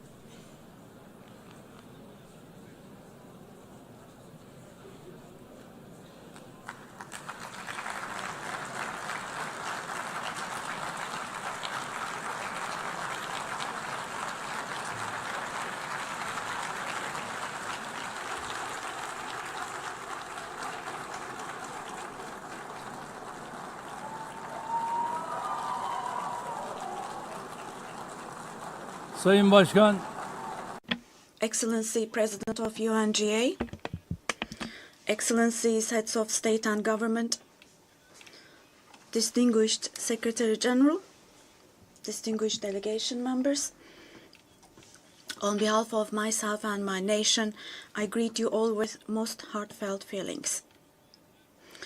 I wish for the 80th United Nations General Assembly to bring blessings to all humanity. I am deeply honored to address you once again from this podium, which represents the collective conscience of humanity. I congratulate Mr. Young, who has completed his term as President of the General Assembly, and I wish success to Ms. Baerbock, who has taken over this position.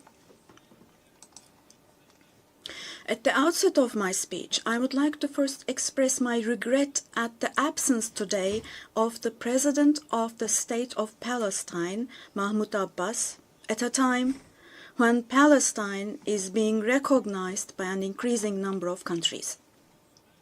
Today, we stand here on this podium. I stand here on this podium alongside my 86 million citizens, also for our Palestinian brothers and sisters whose voices are being silenced. I'd like to thank all the countries who announced that they recognize the state of Palestine, and I call on all the other countries who have not done so yet to do so, to recognize the state of Palestine as soon as possible.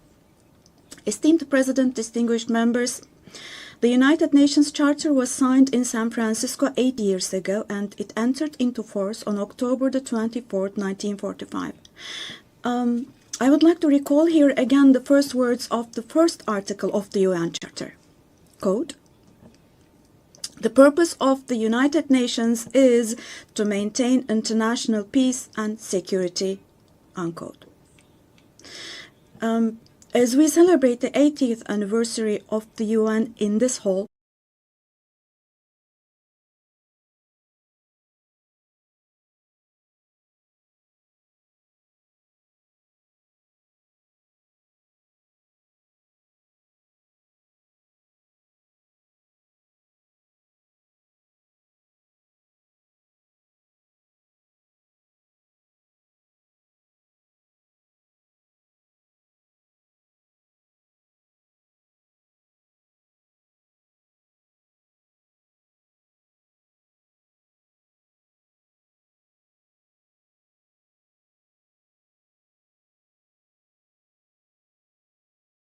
are unfolding in many parts of the world that cast a shadow over the very first words of the UN Charter's opening article.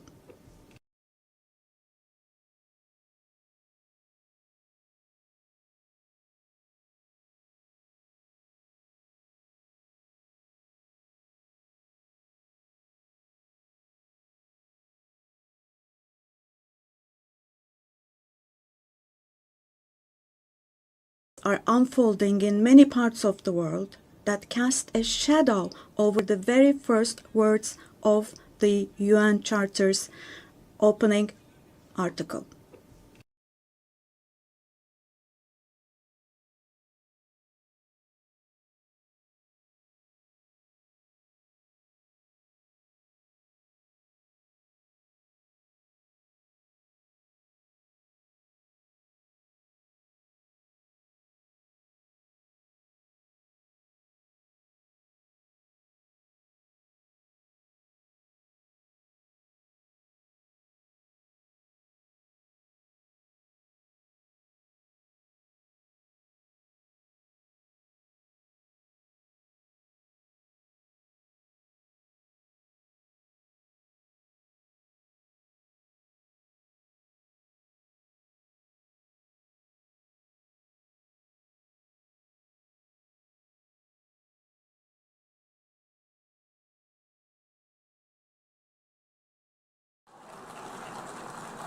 Sayın Başkan, Excellency President of UNGA, Excellencies, heads of state and government, distinguished Secretary General, distinguished delegation members, on behalf of myself and my nation, I greet you all with most heartfelt feelings. I wish for the 80th United Nations General Assembly to bring blessings to all humanity. I am deeply honored to address you once again from this podium, which represents the collective conscience of humanity.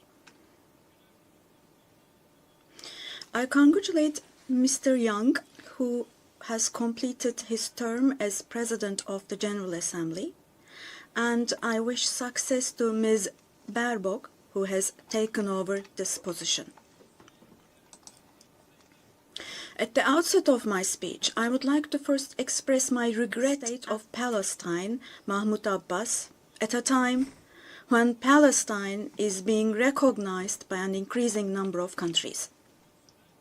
Today, we stand here on the Sayın Başkan, Excellency President of UNGA, Excellencies, heads of state, brothers and sisters whose voices are being silenced. I'd like to thank all the countries who announced that they recognize the state of Palestine, and I call on all the other countries who have not done so yet to do so, to recognize the state of Palestine as soon as possible. Esteemed President, distinguished members, the United Nations Charter was signed in San Francisco 8 years ago, and it entered into force on October the 24th, 1945. I would like to recall here again the first words of the first article of the UN Charter.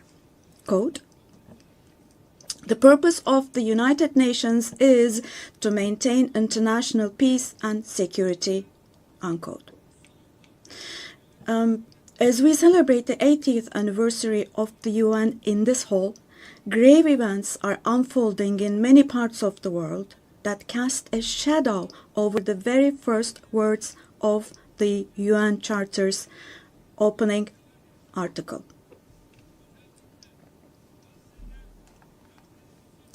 Particularly in Gaza, right before our very eyes, genocide has been going on for over 700 days now.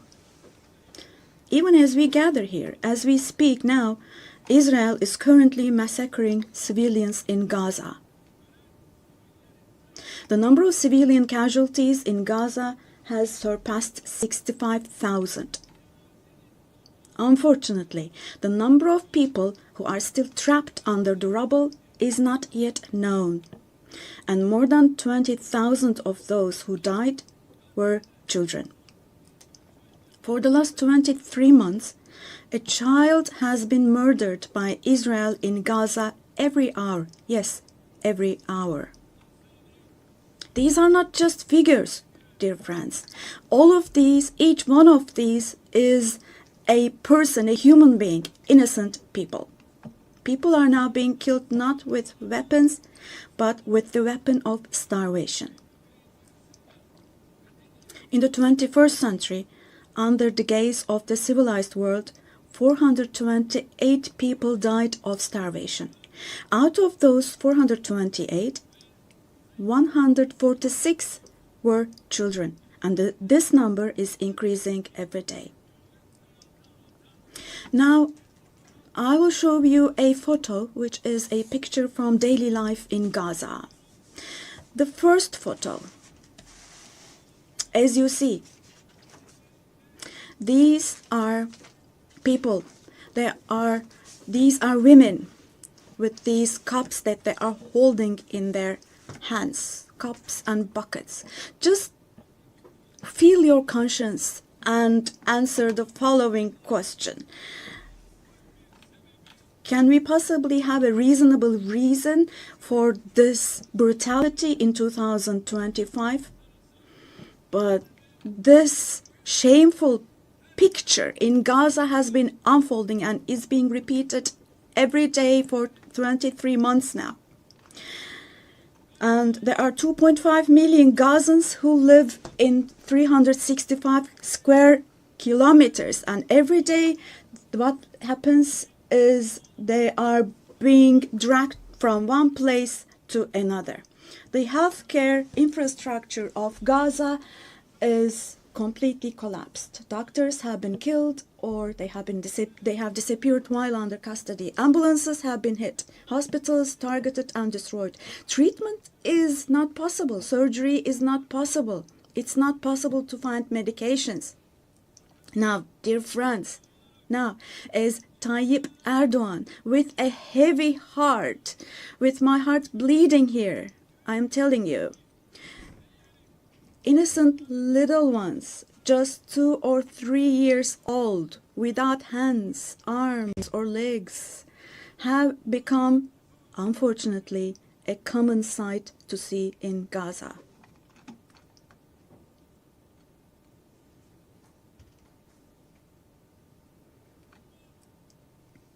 This one. What kind of a human conscience can possibly bear this? Possibly. How can one stay silent vis-a-vis this? In a world where children are dying of starvation and lack of medication, can we possibly have calm and peace? We all are parents. We have children or grandchildren who we dearly cherish.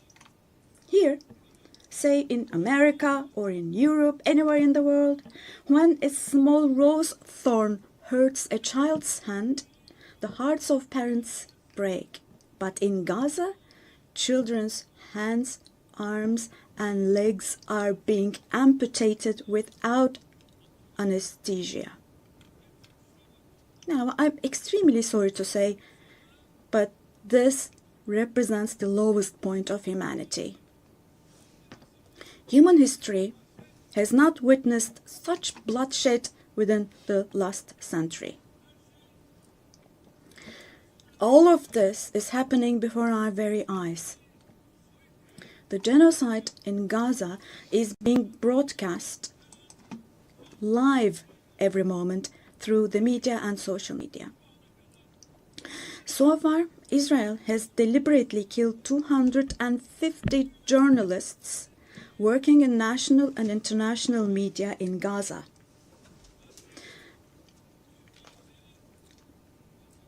And they have closed all the entrance into Gaza, but they still have not been able to cover up the genocide.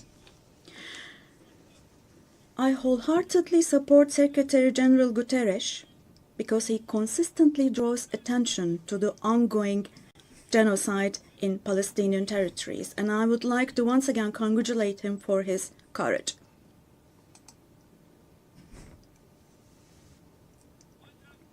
But the United Nations has not even been able to protect its own personnel in Gaza, unfortunately. In Gaza, 500 people rushing to help others have been killed. Out of those 500, 326 were UN staff members. Esteemed President, distinguished members, now, genocide, like the Holocaust, is a shameful concept which refers to the mass extermination of people. It's a barbaric concept. But today, it's not only people who are being killed in Gaza, mind you. Animals are being targeted and killed in Gaza. In Gaza, agricultural land, gardens, trees, grass, century-old olive trees are being destroyed. In Gaza, water supplies are being destroyed and polluted. Buildings, homes, libraries, hospitals, schools, mosques, churches, and historical structures in Gaza are being deliberately destroyed. The soil of Gaza is being rendered useless for humans, for animals, and for plants. So now let me show you yet another photo. And let me ask you here, look at this photo. What could this photo here possibly have to do with security concerns? This is being against life, don't you think? Let me state this openly from this podium. There is no war in Gaza. We cannot possibly talk about the presence of two sides in Gaza. Because in Gaza, on one side, there is a regular army with the most modern, most lethal weapons, and on the other hand, there are innocent civilians, innocent children. This is not fight against terrorism. This is an occupation, deportation, exile, genocide, and life destruction, mass destruction policy carried out by invoking the events of October the 7th. Today, while Gaza is being destroyed under the pretext of Hamas, concurrently, simultaneously, the West Bank, where Hamas is not in power, is also being occupied step by step, and innocent civilians are being massacred through executions. Moreover, Israel is not limiting itself to Gaza and the West Bank only. By launching attacks on Syria, on Iran, Yemen, and Lebanon, Israel is also threatening regional peace. Just recently, an Israeli attack took place against a delegation meeting in Qatar for ceasefire negotiations. The attack on Qatar has also shown that the Israeli leadership is now completely out of control. Netanyahu is not obviously interested in forging peace or releasing the hostages. Not only Israel's neighbors, but all countries in the Middle East are subject to the Israeli government's reckless threats. And we must realize the following. Due to the increasing aggression of Israel, in Europe and the West in general, the values that emerged after the Second World War have been eroded. The most fundamental human rights, such as freedom of expression, freedom of the press, freedom of assembly and protest, women's rights, children's rights, democracy, equality, and justice, have been shelved away. At this point, we all have to see the following truth, my dear friends. The Israeli government, driven by an obsession with the promised lands, is openly threatening regional peace and the shared values of humanity.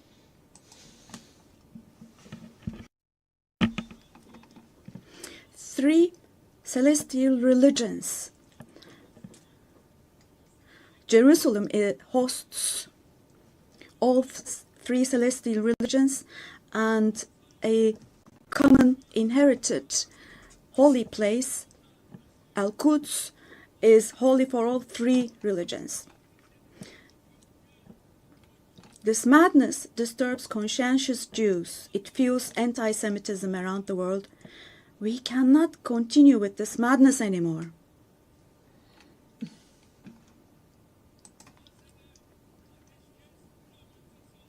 We have to have ceasefire in Gaza as soon as possible. Attacks should stop. Humanitarian aid should be able to enter with no obstacles. The genocide team should be held accountable vis-à-vis international law. And God willing, this will definitely happen. Vis-à-vis the barbarity taking place in Gaza, everyone who is keeping silent is accomplice to this barbarity. From here, I would like to call on all the heads of state and government. Today is the day. Today is the day to stand firm alongside the oppressed Palestinians and alongside humanity. While your peoples back home are reacting to the barbarity in Gaza, do show the courage to take action here. fulfill your humanitarian duty toward Gaza, where children are raising children. On this occasion,